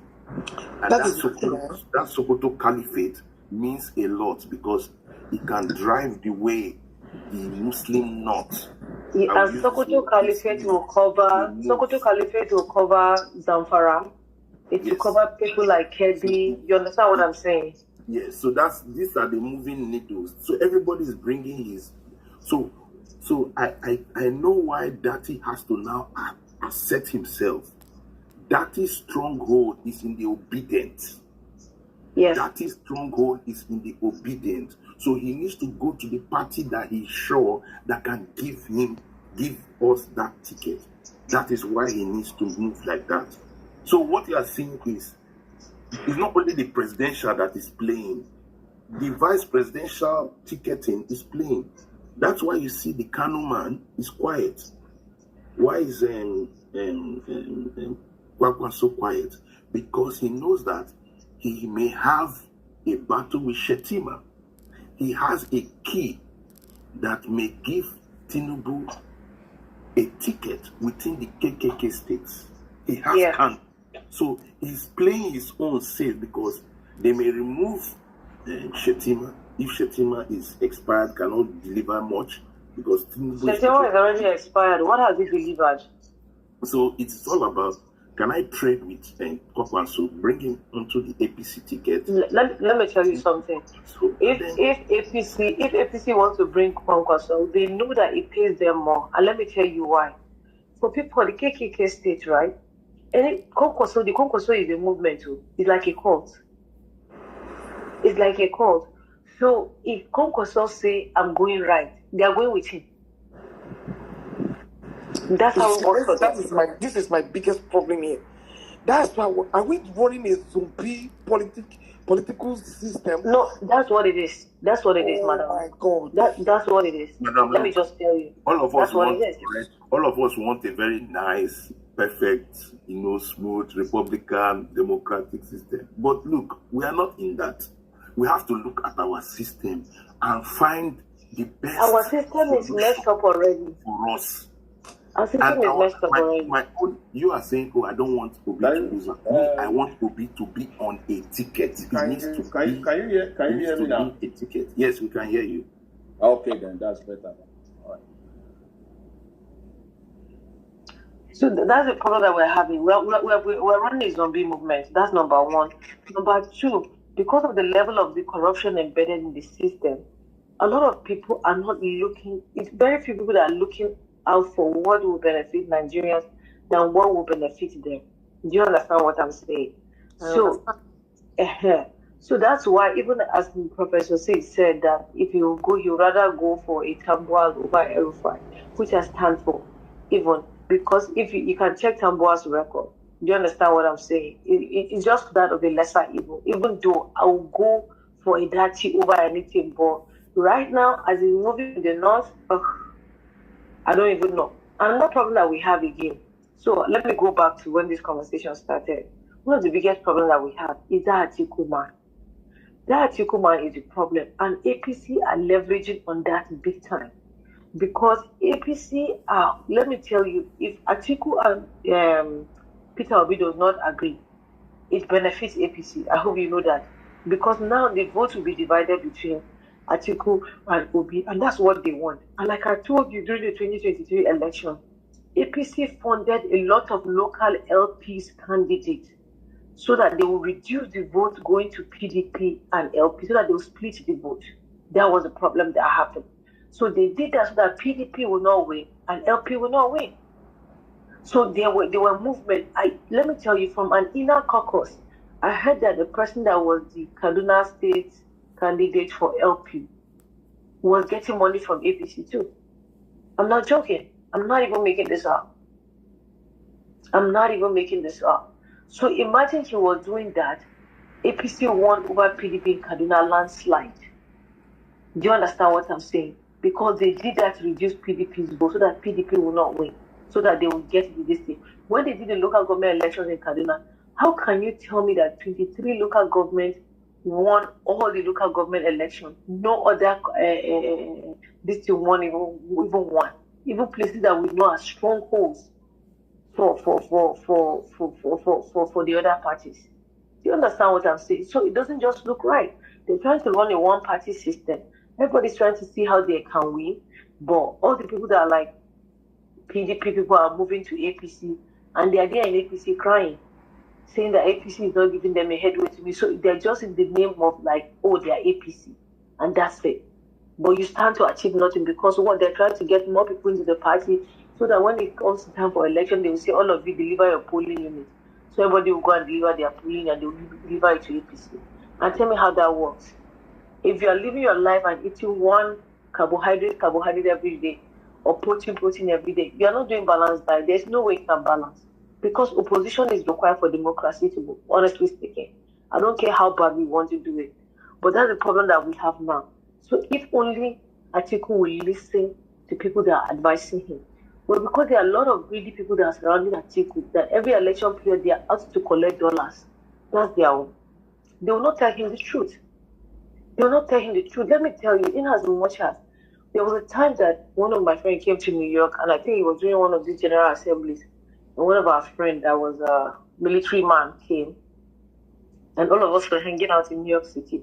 So I was having a conversation with him, and I was like, why is this so hard for us to be able to get a hint of this insecurity going on? Because it's not making any sense.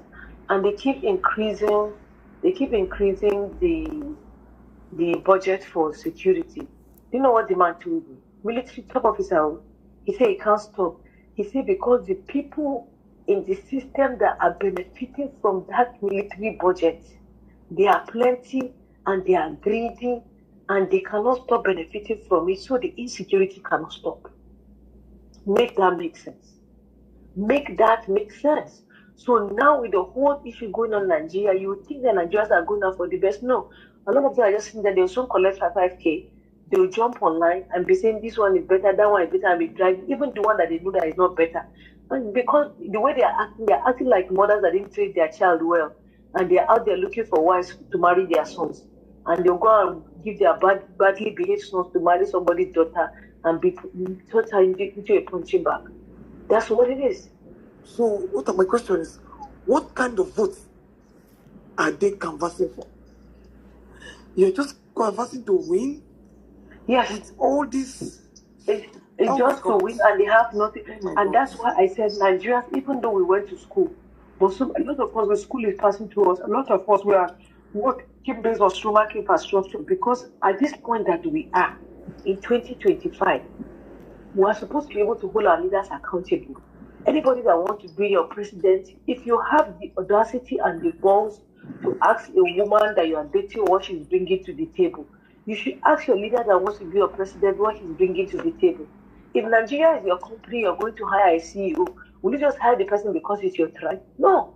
You're going to hire the person because the person is bringing value to the table. But just because somebody's going to say, I want to be your president because it's my turn, and then the person gives you money and you say, okay, you can be the president. Does that make sense to you? That's the problem Nigeria is having. Let me jump into the conversation. Yeah, let Mr. Jonathan go. Go ahead, Mr. Jonathan. I'm listening to you guys. Thank you very much. I greet you. I greet Madam Luke. It's been a while. Thank you. Welcome. Good to see you. Good to hear your voice again today. You're very welcome. I greet you guys. Yes, I believe that Atiku is probably born to run, just to run, but not to be the president of Nigeria. And I believe also that Atiku is not a man of vision. If you were to be a man of vision, not this time, you will not even dare to.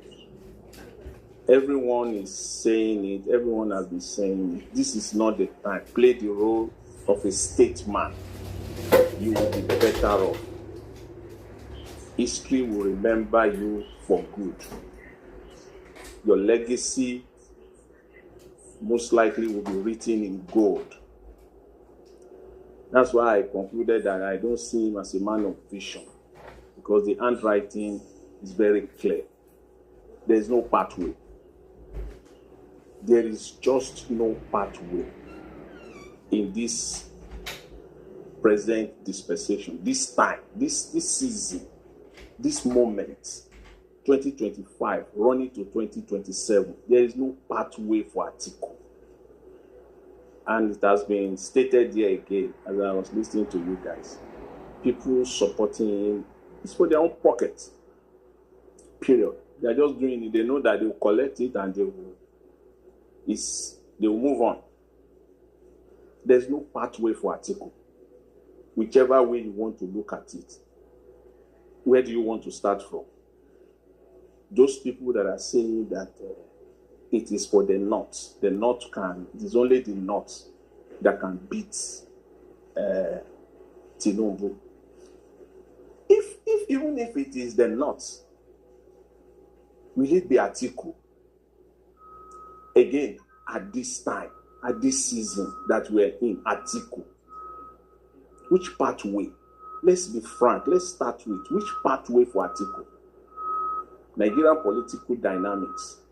You have to look at it from state by state, or you look at it from the regional angle. That's it. Which region? Southwest? Southeast? Where? And the people that are supporting him, we all know them. Those that have big mouth, they have the platform, they have the megaphone, going all over the space, supporting this man. They are very well knowledgeable that there is no pathway. Unless somebody will come out and tell us today how Atiku will win one state, the southwestern Nigeria, to mention that state and explain to us in a clear, concise manner the strategy, other than they believe that they can come out on election day and be throwing money at people. Money for money. That's it. Which states? I can't. I'm trying to where. Mr. Jonathan, where are you from originally? You said what? Where are you from originally? I'm Yoruba. Let me inform you. Southwest Nigeria. Just to interject.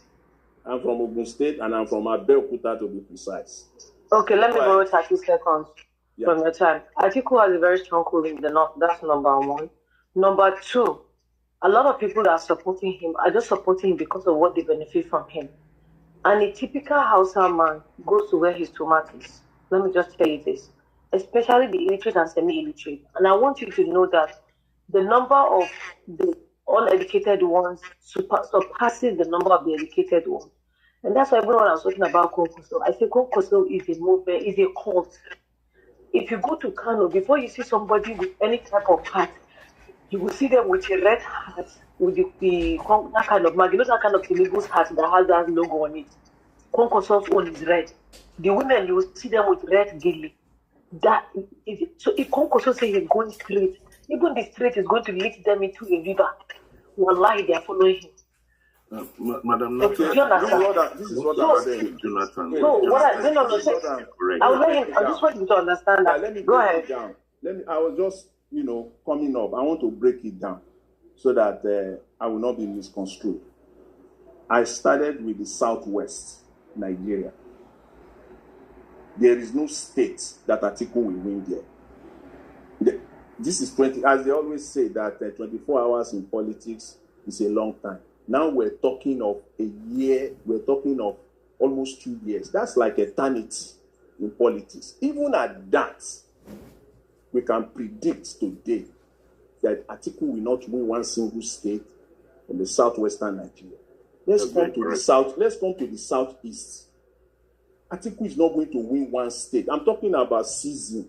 Yeah. 2031 might be different. 2034, or this season that we're in, with Obi in the mix, there is no way Atiku will win one state from the southeast. You see, south equally the same with Agbado. That is Tinubu in the mix. There's no way Atiku. And now let's go to the north now. Yes, northeast. He will struggle and get 3 states there. Another 3 states from the northwest. I give it to him. It's possible. It's achievable. When you now come to the north central, it will be split. So the maximum it could come up will be like 8 states. How that will give him the presidency remains unclear to me. Difficult. You see? So I don't see Atiku winning. So, and the people that are backing him up, they are backing him up for their own, just for their own selfish interests. Right? And then the other part of it is that this split that votes, as Nigerians don't split vote. There's nothing like vote splitting in Nigeria. See, It is rigging, and it is either or. It is either they rig or they split vote. It is not both. Mm-hmm. If there will be split, that Nigeria will split vote, it will be split. If it will be rigging, it will be rigging. Nigeria don't split votes. And that's what they want us to believe. There is nothing like splitting of vote. As I said earlier, even if they split the vote, like from the north, the one that the people are saying that Obi and Atiku combined together, they both got 12 million, 13 million thereabout votes in 2023.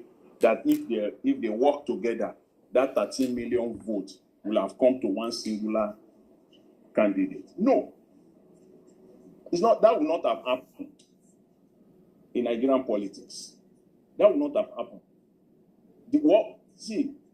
It is pure rigging. And those votes are not the real votes. Those votes are allocated votes. Once you bring splits into it, then agree that the election was free, fair, and credible. You cannot have it both ways. No. They have to rig and make it so close for the very first time in the history of Nigerian politics, 2023, where you see the first, the second, and the third so close, as they will say in the United States, so close to core. It was so close for the first time. It has never happened before in Nigeria. The distance between the first and the second, it's always very, you will see, from 1999, the president, the winner will be like 18 million votes. Even when Buhari was getting his 12 million, which is like sacrosanct, that 12 million, they continue to get the 12 million. You see the margin between him and the winner. It's always very, very, huge. So, but this time around, because they have to give us that impression that the vote was split. For example, let's just take two states, one from the south, one from the north in 2023. In Lagos State, Obi had over 1 million, slightly over 1 million votes. They gave him less than 500,000 votes. They chopped half of it away. In Kaduna State, they chopped more than 25% of Obi's vote. They chop it away,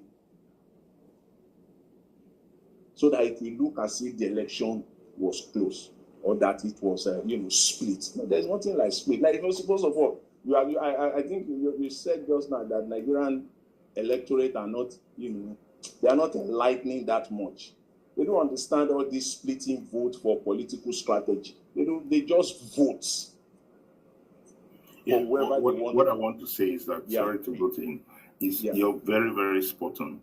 The Nigerian election is not about too much strategy.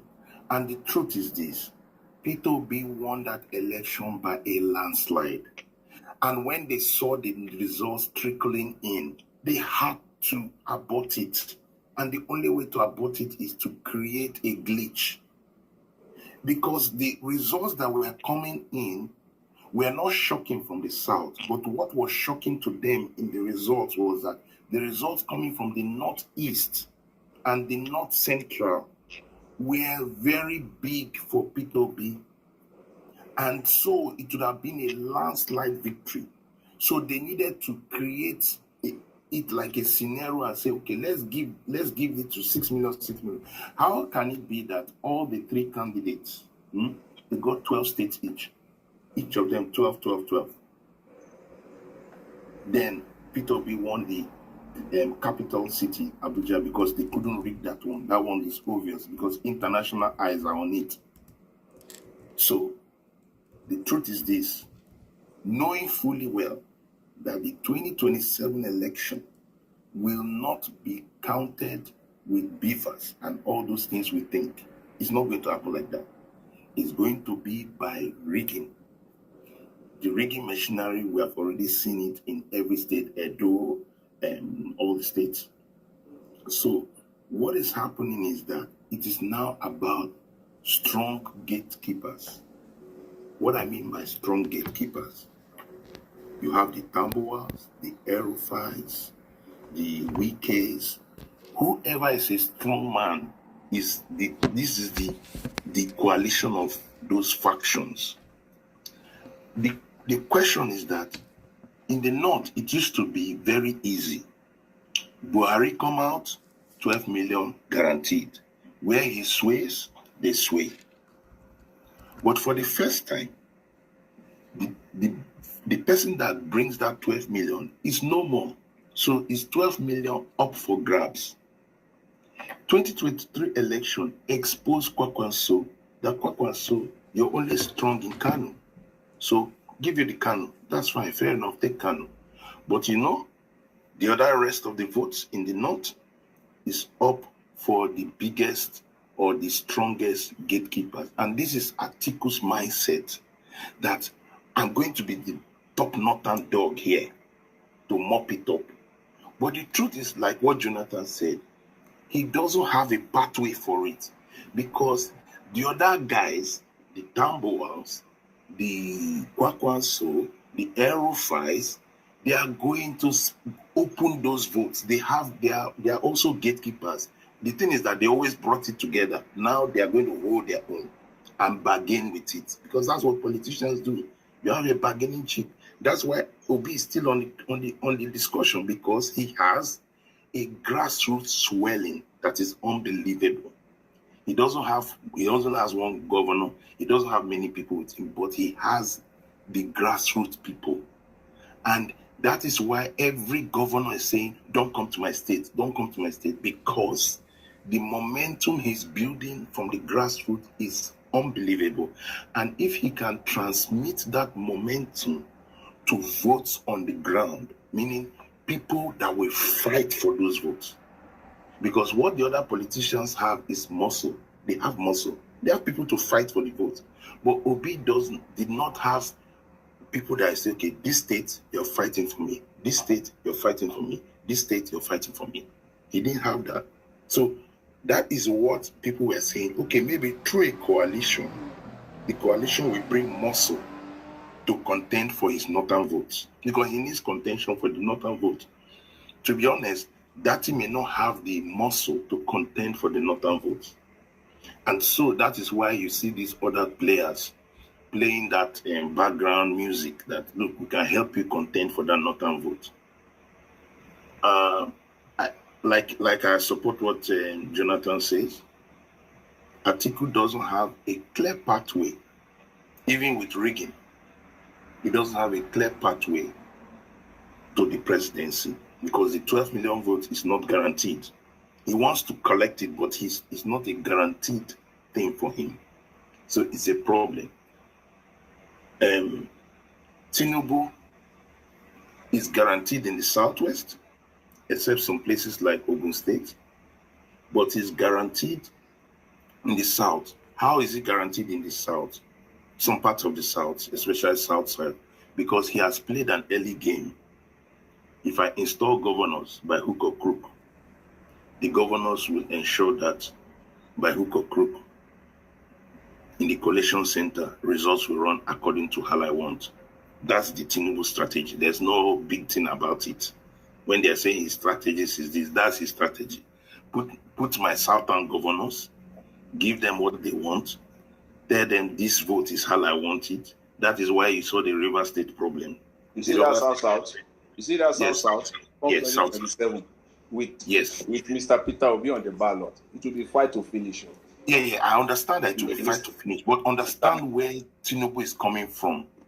Tinubu is coming from the fact of state power. If I have state power, if I have the governors in my position, in my party, Akwa Ibom, Cross River, River State, Bayelsa, Edo, Delta, if I have, what it means is that with police and the forces that I have in the collation center, they will do all that needs to be done. They will be mobilized with all that needs to be mobilized and inflate it as they want so that it will create a bulwark against the North. then all I need is to get a strategic northerner.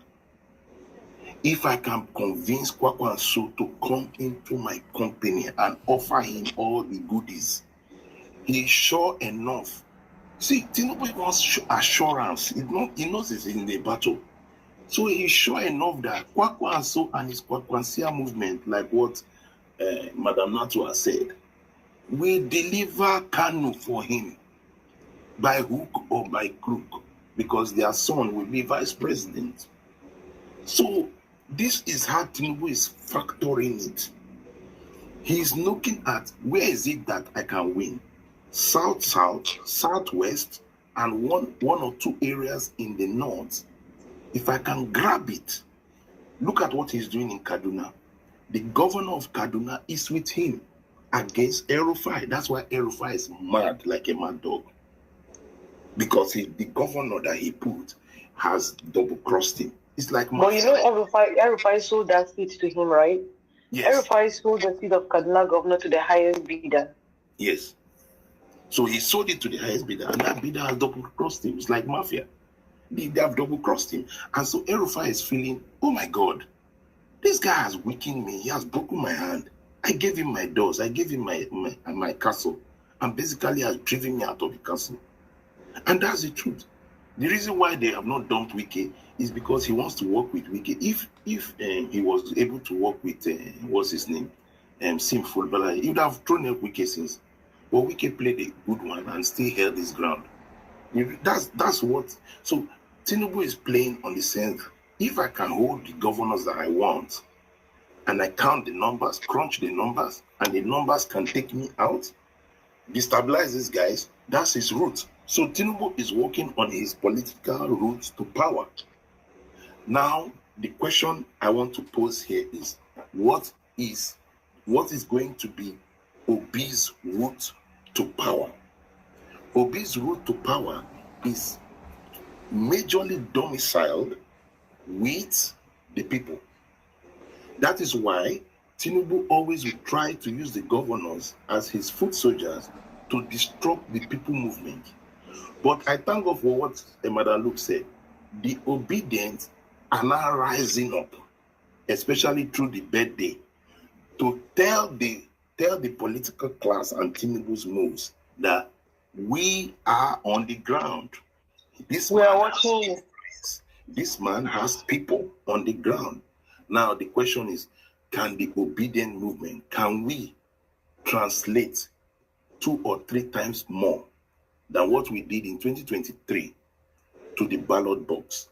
And not only to the ballot box, but ensure that from the ballot box to the collation center, this, I repeat, there's no going to be IREF. All those things will not be in this election. They will not work. This election is hand counting, handwriting, TPEX. That is what. Are you kidding me? So in this TPEX election, you think Nigerians will fall for that in 2020? No, that's why I'm saying I hope that Nigerians will fight in the collation center.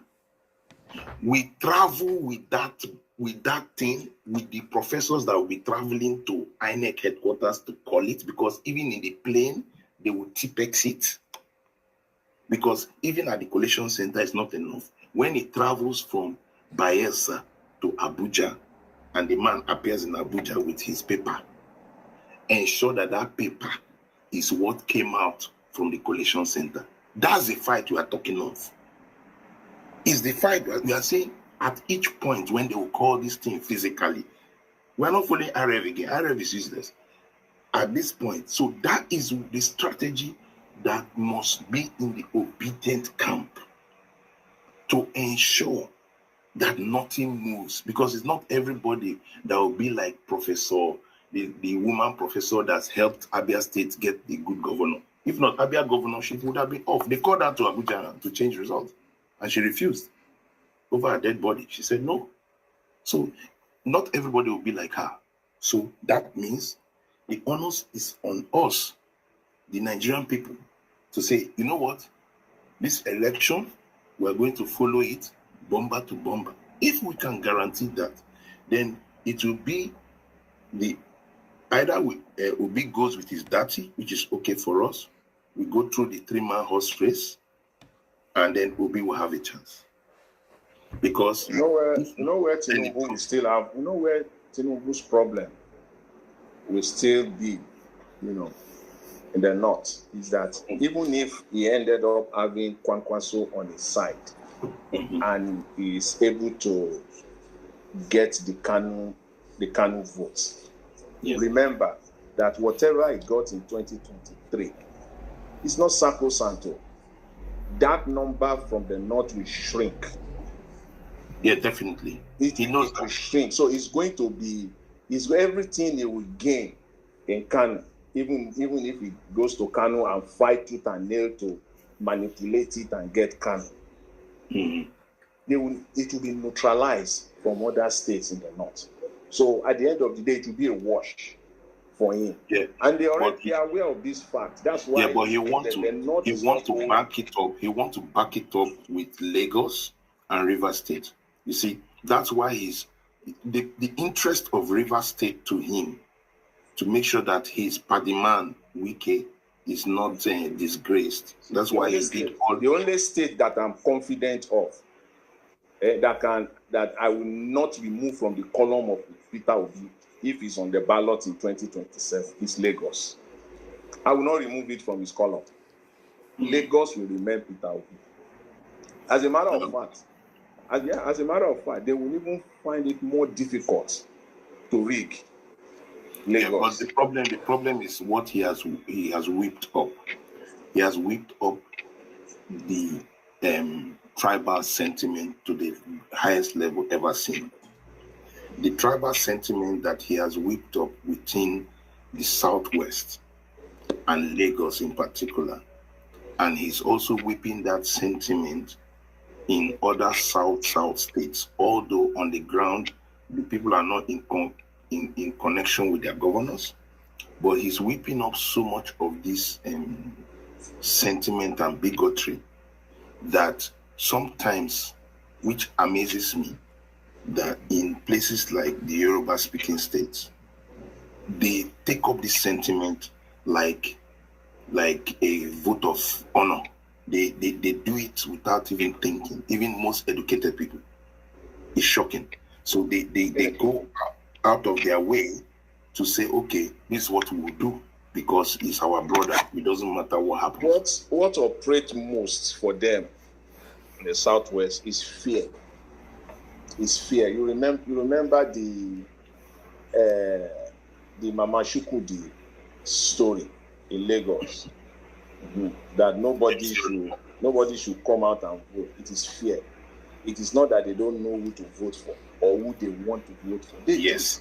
And they will still repeat it 2027. So the question is that fear, the election was presidential before governor. When presidential happened, they decided to bring out the worst of them for the governorship. And that thing they showed in the governorship is what they want to repeat this time around for the presidential, especially because he's president. He cannot lose Lagos 2 times. It will be a damage to him to lose Lagos 2 times. That's why he tries to make sure that Lagos will not enter any form of crisis. He reduced the crisis even when they were doing all this speaker problem. He tried to reduce it because he doesn't want that Lagos to be hit twice, especially now he's president. So what I'm trying to say is, on the conservative level, you have to say, okay, give him that Lagos. He is going to do all he can to do it. So the question I still ask is, obedience must have a strategy to win the battle on every battleground from polling unit. Polling unit is the first battleground. There's collation center local government, collation center state, collation center federal. Between those things, from one stage to the other, things change, money moves.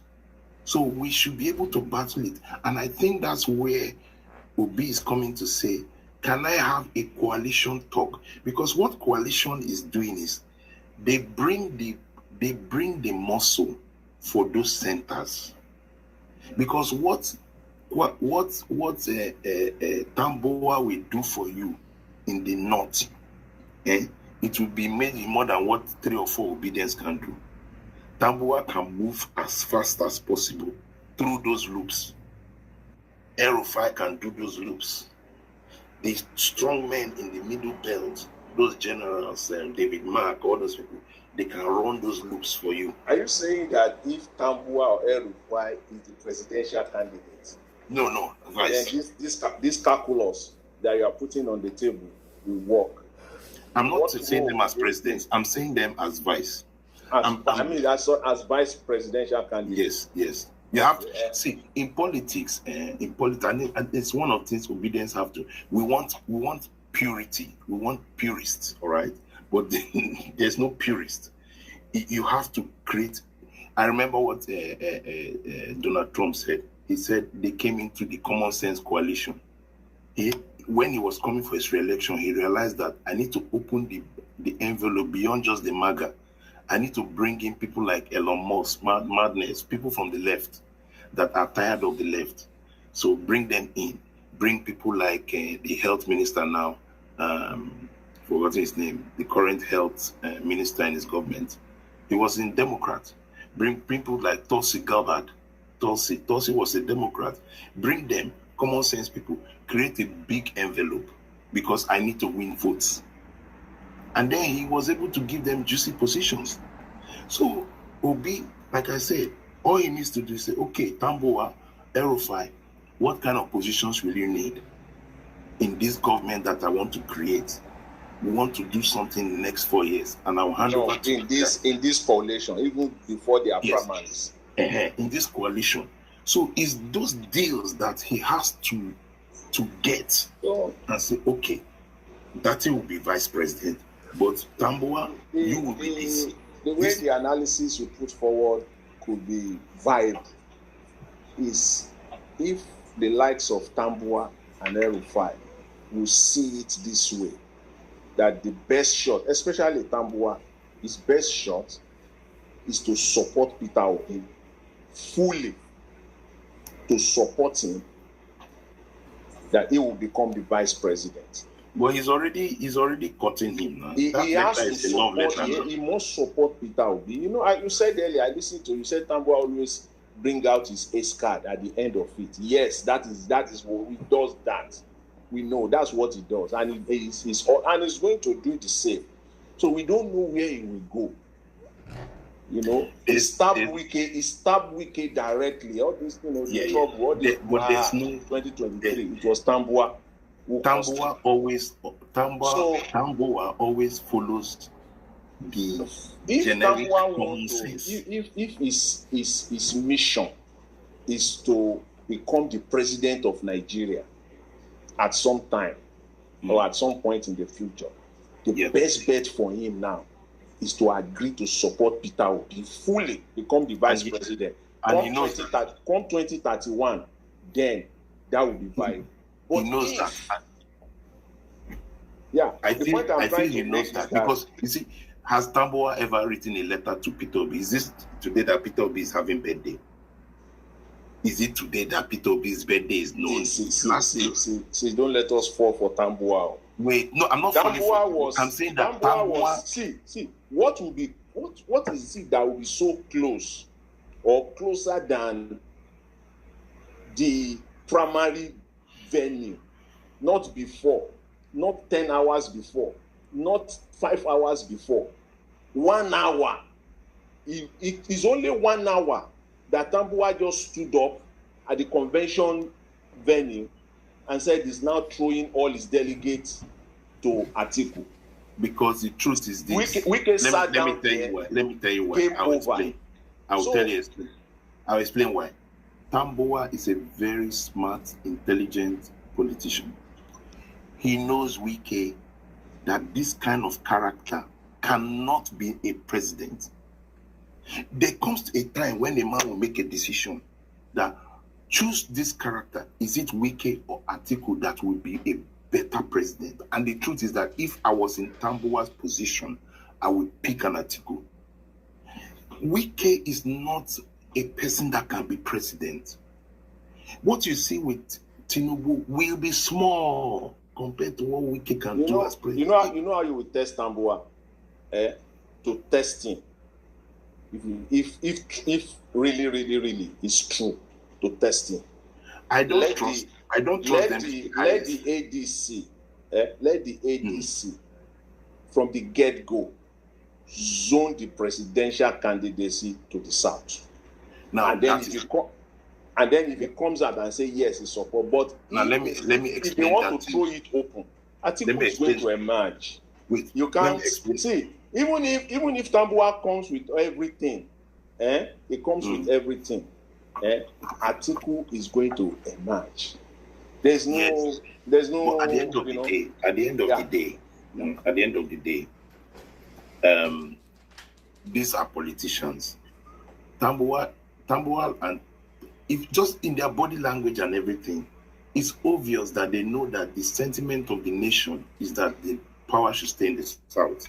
That's why the meeting. One thing I must give to El-Rufai is that anytime that power has to be in a particular position, that's where he always forces it to. He did it with APC. He said power must go back to the south. Even when Buhari was pushing for Lawan, he said no, push it back to where it's supposed to be. It's unfair. So that's why today I'm in line with Dati's meeting with Labour Party, with the Abure faction. I'm in total support of it. You know why? Once Mr. Peter Obi, in fact, Mr. Peter Obi cannot go for that ADC primaries. I'm betting on it. I don't see him going for that ADC primary. Because once Mr. Peter Obi enters into that primary and his name is listed there, it's over. I know. Because you cannot contest primaries under two political parties. The ADC is just a new formation. Nothing has really happened. El-Rufai is still part of SDP. All of them are still part of. They have not. It's only people that want to be official.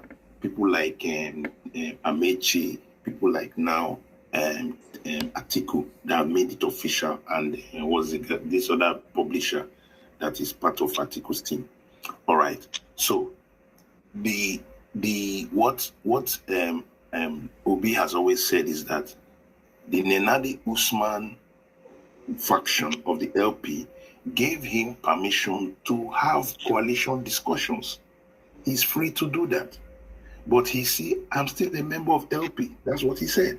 So because they know that the options are there, and that's why he left PDP to join the LP. He didn't join the primaries, because as soon as you join the primaries, you're off, except you're part of APC. People like Lawan and Akpabio should not be in the Senate because they were in the primaries of the APC. So, but Obi knows that his own will be treated differently.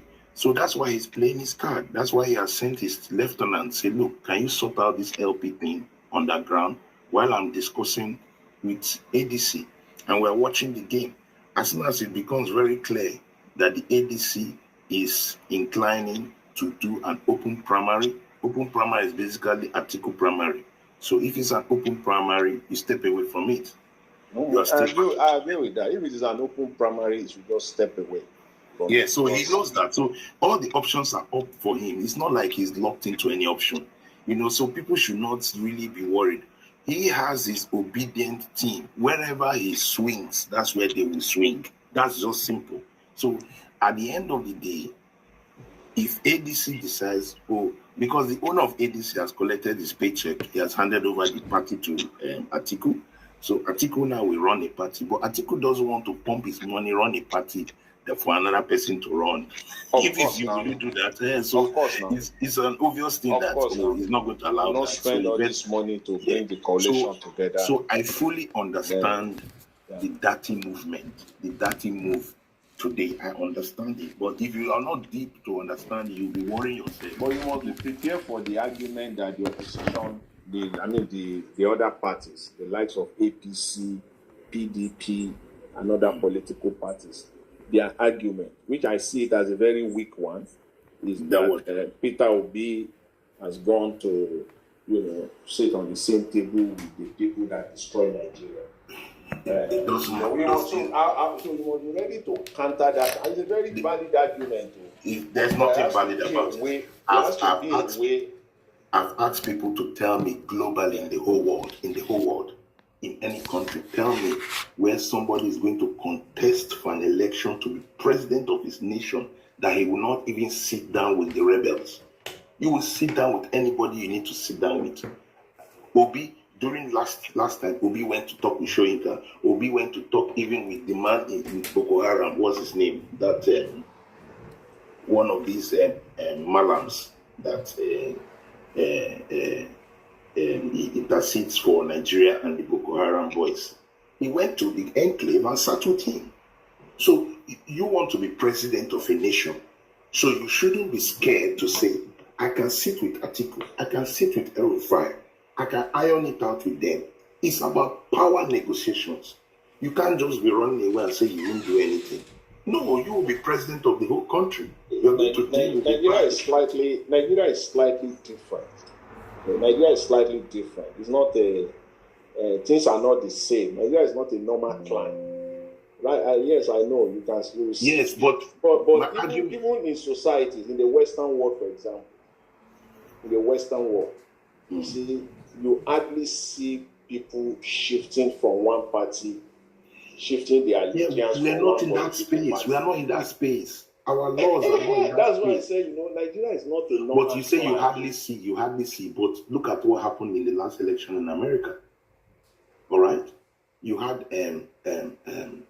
the current security of minister. She was a Democrat. She moved from Democrat. The intelligence. Yeah.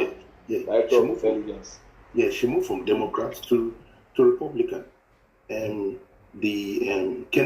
Kennedy moved from Democrats to Republican. We do as if it's a Nigerian problem. No. In many nations like that, some people move from Democrats to independent back to Democrats. So you are free. But when you look at that, it's not completely the same. It is. Yeah, but we do not have as a country ideological parties. There's no ideological party. So at this moment, our democracy is very infertile. So we need to first of all get the right man. What Nigeria is praying for is we want to get a man that will have common sense, that will have empathy, that will be there for us, that will begin to put the right foundations to take us out of here, that will give us a roadmap. Do you know one interesting thing about Obi, which is very strange? This is a Nigeria that is suffering. No? This is a Nigeria that people are suffering. But people can put their money down. That means the Nigerian, innate in the Nigerian, is something that is unique. If a Nigerian sees genuineness that truly this man wants to help us, he's not spending money, he's trying to save. Do you know Nigerians will start helping Nigerians? That's the P2B factor. That this man can cause people to bring out their own money and help somebody because of his birthday. That means within the Nigerian, P2B can galvanize the people to create a resurgence. So all we are saying is that if he comes, he just has 5 areas to work on. 5 areas, nothing more. Work upon our electoral reforms. Diaspora voting, electronic voting, compulsory. Work upon the security. Make sure that Nigeria is secured. Number 2, work upon our light production, electricity, or any form of way we can get electricity. Mobilize the energy map of Nigeria. Increase the energy potentials of Nigeria. Education. Make sure that we open up the educational portals of Nigeria. Then leave the rest for Nigerians. Leave the rest to Nigerians. Nigerians will start producing. It is not going to be a hard thing to patronize Nigeria. It's not going to be a hard thing. You see, the other part of it that Mr. Peter Obi, and that's the reason why I'm sticking my neck out for him, many Nigerians as well, is the fact that he will not be corrupt. And because he will not be corrupt, I want to believe that these so-called politicians, the likes that they have been tagged as, corrupt politicians. Yeah. Even if they come into that government in one form or the other, it will be almost impossible for them to steal. If the man at the top is not stealing. Yes, we believe that if the man at the top is not stealing, but he must create institutions, he must close the taps, he must ensure that he institutionalizes the right behavior. Because it's not about just a leader saying, I will not steal.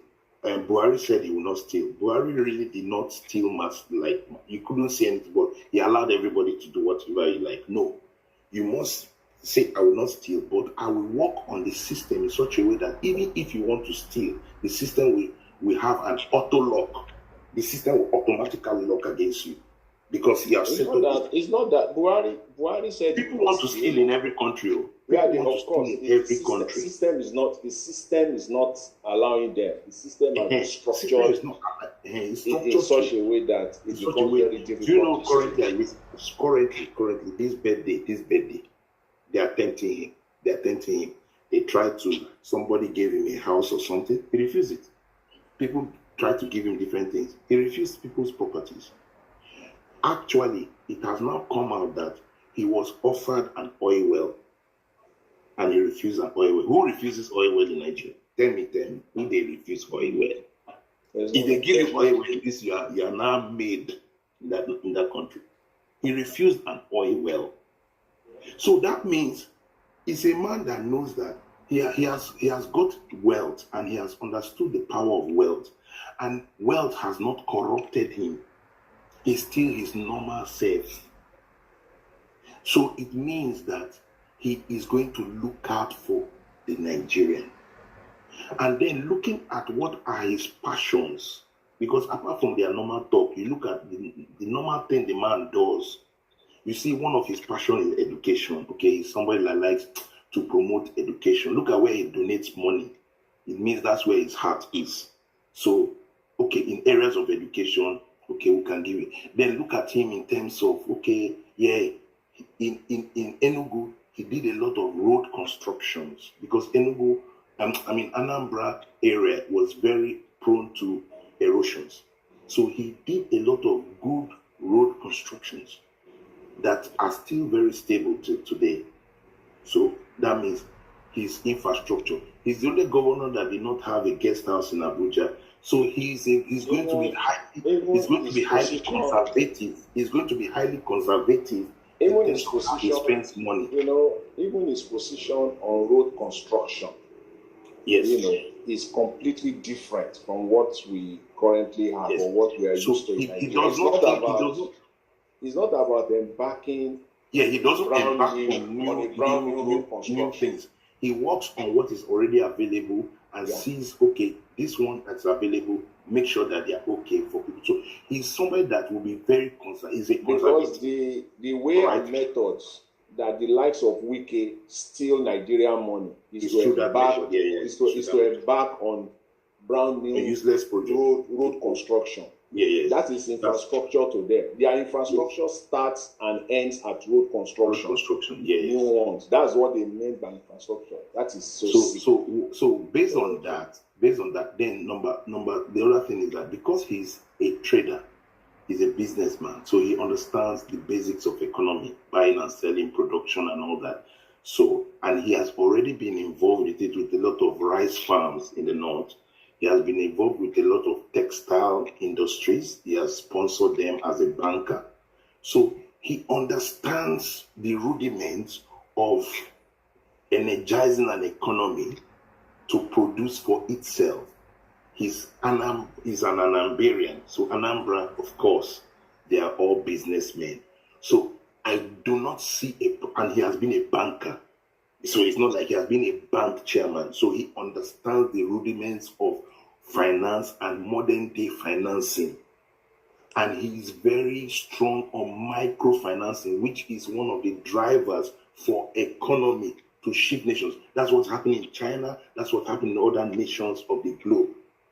So When you say micro, you mean micro. I mean micro, real micro. Real micro. That means down to an Accra woman selling. Yes, that's what I mean. So he knows all those micro banking financing thing, which can release cash to somebody that needs to sell pure water. But what he wants to do is that if we have electricity, the small cash you give to a pure water seller, he doesn't need to stress too much about power. The money you used to buy diesel and all that to run generator, there's already power. All he needs to do is pay his power bills. There's power already, and he can now even do more than even selling ice cream. So what we are talking about is this man has the tools. Will he be a saint? No. He will make mistakes because it will be the first time to navigate a trailer called Nigeria. It's different from a state, but he has the tools enough to navigate that. Then all he can do is to say, okay, the Tambuwals of this world, the El-Rufais of this world, because you have coalesced with me to create power, to get this power, I'm okay, I'm fine. Is this somebody that is trying to leave power? Yes. He has left governorship and he never came back. He doesn't even take a commission from the governorship he left. He doesn't take any retirement benefits. So that means he's a man that power has not intoxicated. Power has not made him to be useless in society. So I feel he has all it takes to become the father of a new nation. That's what I'm looking at. I'm looking at a man that can set Nigeria up so that all of us can have opportunities. You can decide to be governor of your state, and the electoral reforms he creates will just shift the narrative. All these big men will no longer have power because the power will be dropped back to the people. Where you vote, you get it immediately. You'll be seeing it right life where you are. So that is one of the things he needs to go in to do. Not many things. He's not going to do many things. Yeah, I believe Mr. Peter will be also. So I feel that my own opinion, I don't want to, I think we have still, Natu and Madam Luke is here before they say we've taken over. My own is obedience must decide to fight through the ballot, through the coalition, through every coalition for local government till we get into the INEC office. If we are already shooting battles, there's no way out. There's no way out. What I will add to your position, which I agree with you, entirely. What I will add to it is that Mr. Peter Obi had already, come out to say that he's okay with 4 years. One term, 4 years. And I believe that it will bring the lessons from Anambra State to the federal level. Because it is one thing to do your thing perfectly well from your own perspective, the vision that you have for the country, and you will do your bit. It is another thing to ensure that everything that you set up will be impossible, or at the minimum, anybody that wants to come in and destroy it or dismantle it will need 10 years. Failure to do that, it only takes one other non-entity to come after 4 years and destroy everything. And I believe he has learned his lesson, from his position as governor of Anambra State for 8 years. So the institutions must be set up in such a way that they are strong enough to stand the test of time. You cannot just come in and change it anyhow, or dismantle it, decimate it anyhow. Yeah. That's what we have to look at. 4 years is okay. Do your best. What we have to look at beyond him is also the Senate and the House of Rep. In my opinion, I feel that those things should be collapsed. We should just have one house, in my opinion, and it should be a very hybrid kind of situation, where the president must come to the house consistently to argue his demand. And we should have one house. All these upper and lower houses is just milking Nigeria dry. If we have one house, we shorten the financial state, we can recover more money, because you just have one house of representatives, and that's it. Nothing like upper and lower houses. Those things are just mopping up money. So the question is, okay, in his current situation, if Peter Obi goes, he has to battle with the House. So the thinking of obedience should not just be voting as just Peter Obi and his team, but you also have to think of the House of Rep, the House of Senate, because when he brings in his bills, I tell you, if there's no, that's why he's working with this coalition thing. Because at the end of the day, when he goes in, all this PDP will be there, APC will be there, ADC will be there, LP will be there. So it depends on how we have to vote. You have to vote. I know people like to vote on individuals, but sometimes if you vote on individuals, what you have is a mixed bag. And then if you have a strong and transparent executive branch, yes, and even if you don't have majority in the House, and they are trying to frustrate and to block your vision, your programs for the country, you simply expose them. If you don't have hands in it. But when the president, the executive branch already have big hands and legs inside voting, they can't come out. But if they want to block him, frustrate him, waste his 4 years. Just want that 4 years to be wasted so that they can now turn around and campaign against him. You only simply expose them, and Nigerians will see them for who they are.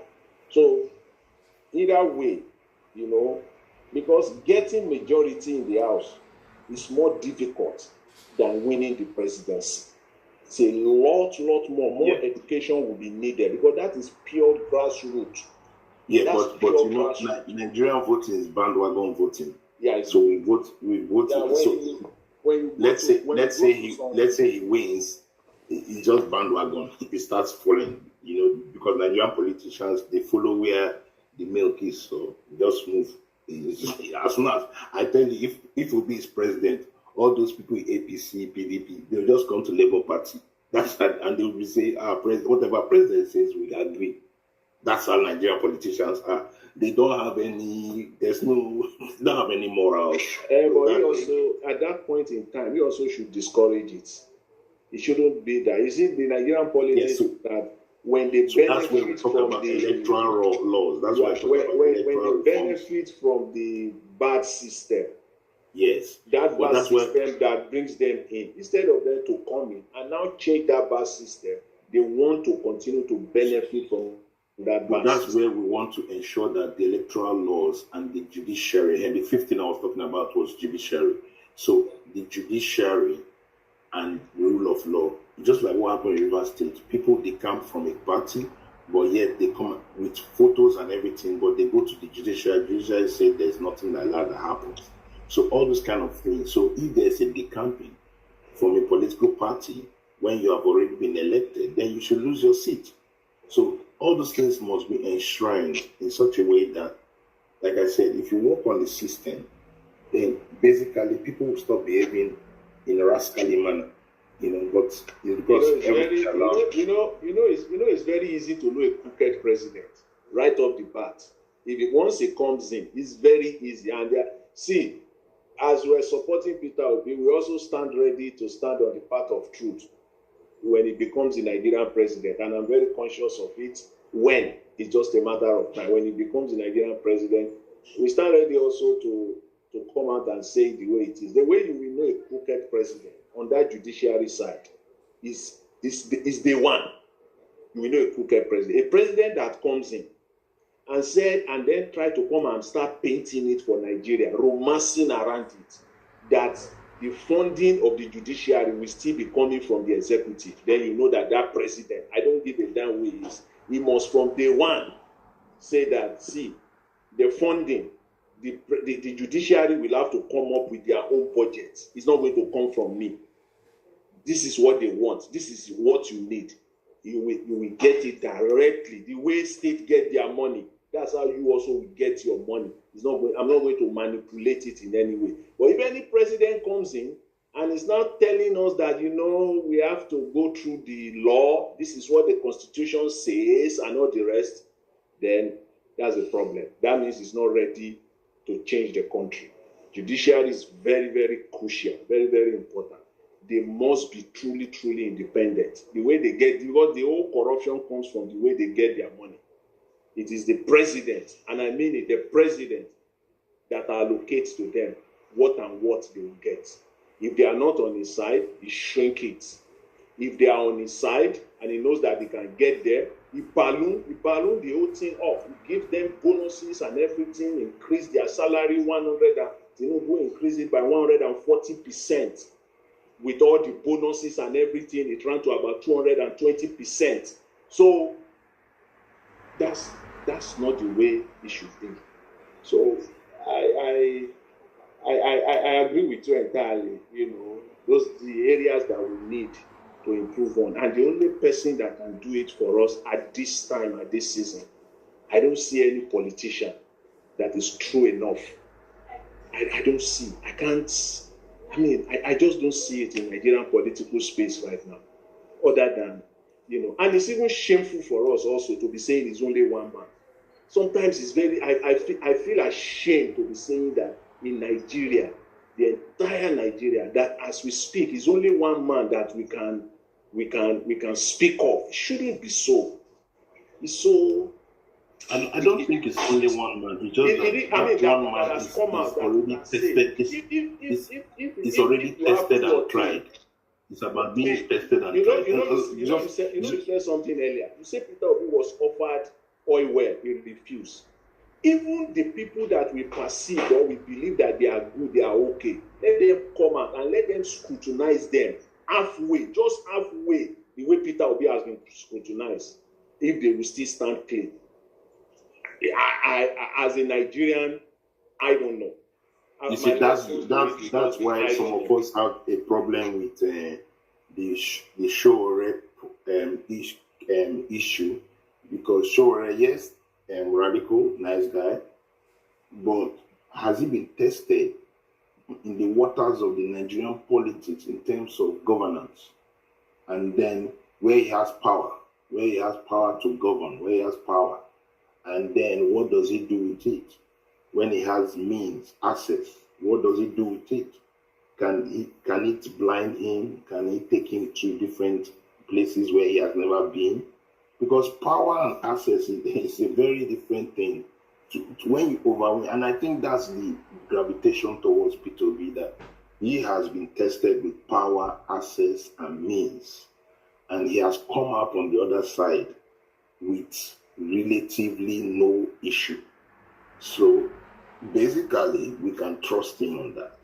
So that's what a lot of people that support Showore don't get. Why the love and the admiration for Obi is that people can see a man that is tested through the waters of Nigerian politics and governance, and he has come out on the other side, and he can show his report card, and he can say, go and verify it. Until today, nobody, even Tinubu that has all the powers in the world that can verify it, has not come out to say, hey, this man is wrong. They've looked for everything. So they are looking for scraps to just put on him. There's no way. So that is already enough evidence for Nigerians. And that's what Showore does not pick in his brain. That there's nothing you will say until you give us proof. It's not these things you just be throwing one or two things. If you cannot truly say this is it, then just keep quiet and either you join it or... So even me these days, I feel that Showore has got to a point where his message is now stale. His message is actually very stale.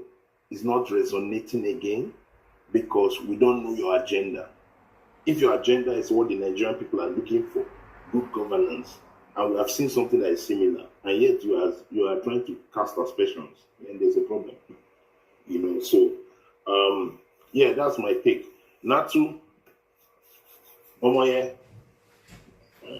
let's not overpower you guys. You are free to talk. Oh my God, I be don't leave when I go sleep. Oh. In fact, Seed, Mr. Jonathan, thank you so much. I really appreciate it, honestly. I really appreciate the insight. I mean, it's an ongoing conversation with, a lot of things are still unfolding anyway. So I guess in the coming days, we're going to know for sure what the direction of things will be, So Twitter has been going wild anyway regarding all this, coalition talk with Atiku going behind to go and sign a deal. It's just crazy. But we'll see how it goes, Sha.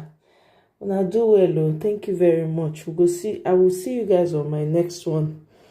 Guy Wanlele is giving you people kudos. He says you guys are killing it. Politics, strategy, and beyond. Late night students, T-Pain and Atiku are listening and taking notes. So guys, thank you so much. Sid, I really appreciate. Thank you. And greetings to all of our sisters. I guess they are sleeping. I'm sure they have slept off. Have a good evening. You as well, sir. Thank you very much, Mr. Jonathan. Really appreciate you coming by. Thank you for your inputs. Yeah, it's been real fun. Thank you so much. I'll see you guys on my next one. We'll continue. We move. A luta continua. Uh-oh. All right, guys. Have a wonderful evening. Thank you.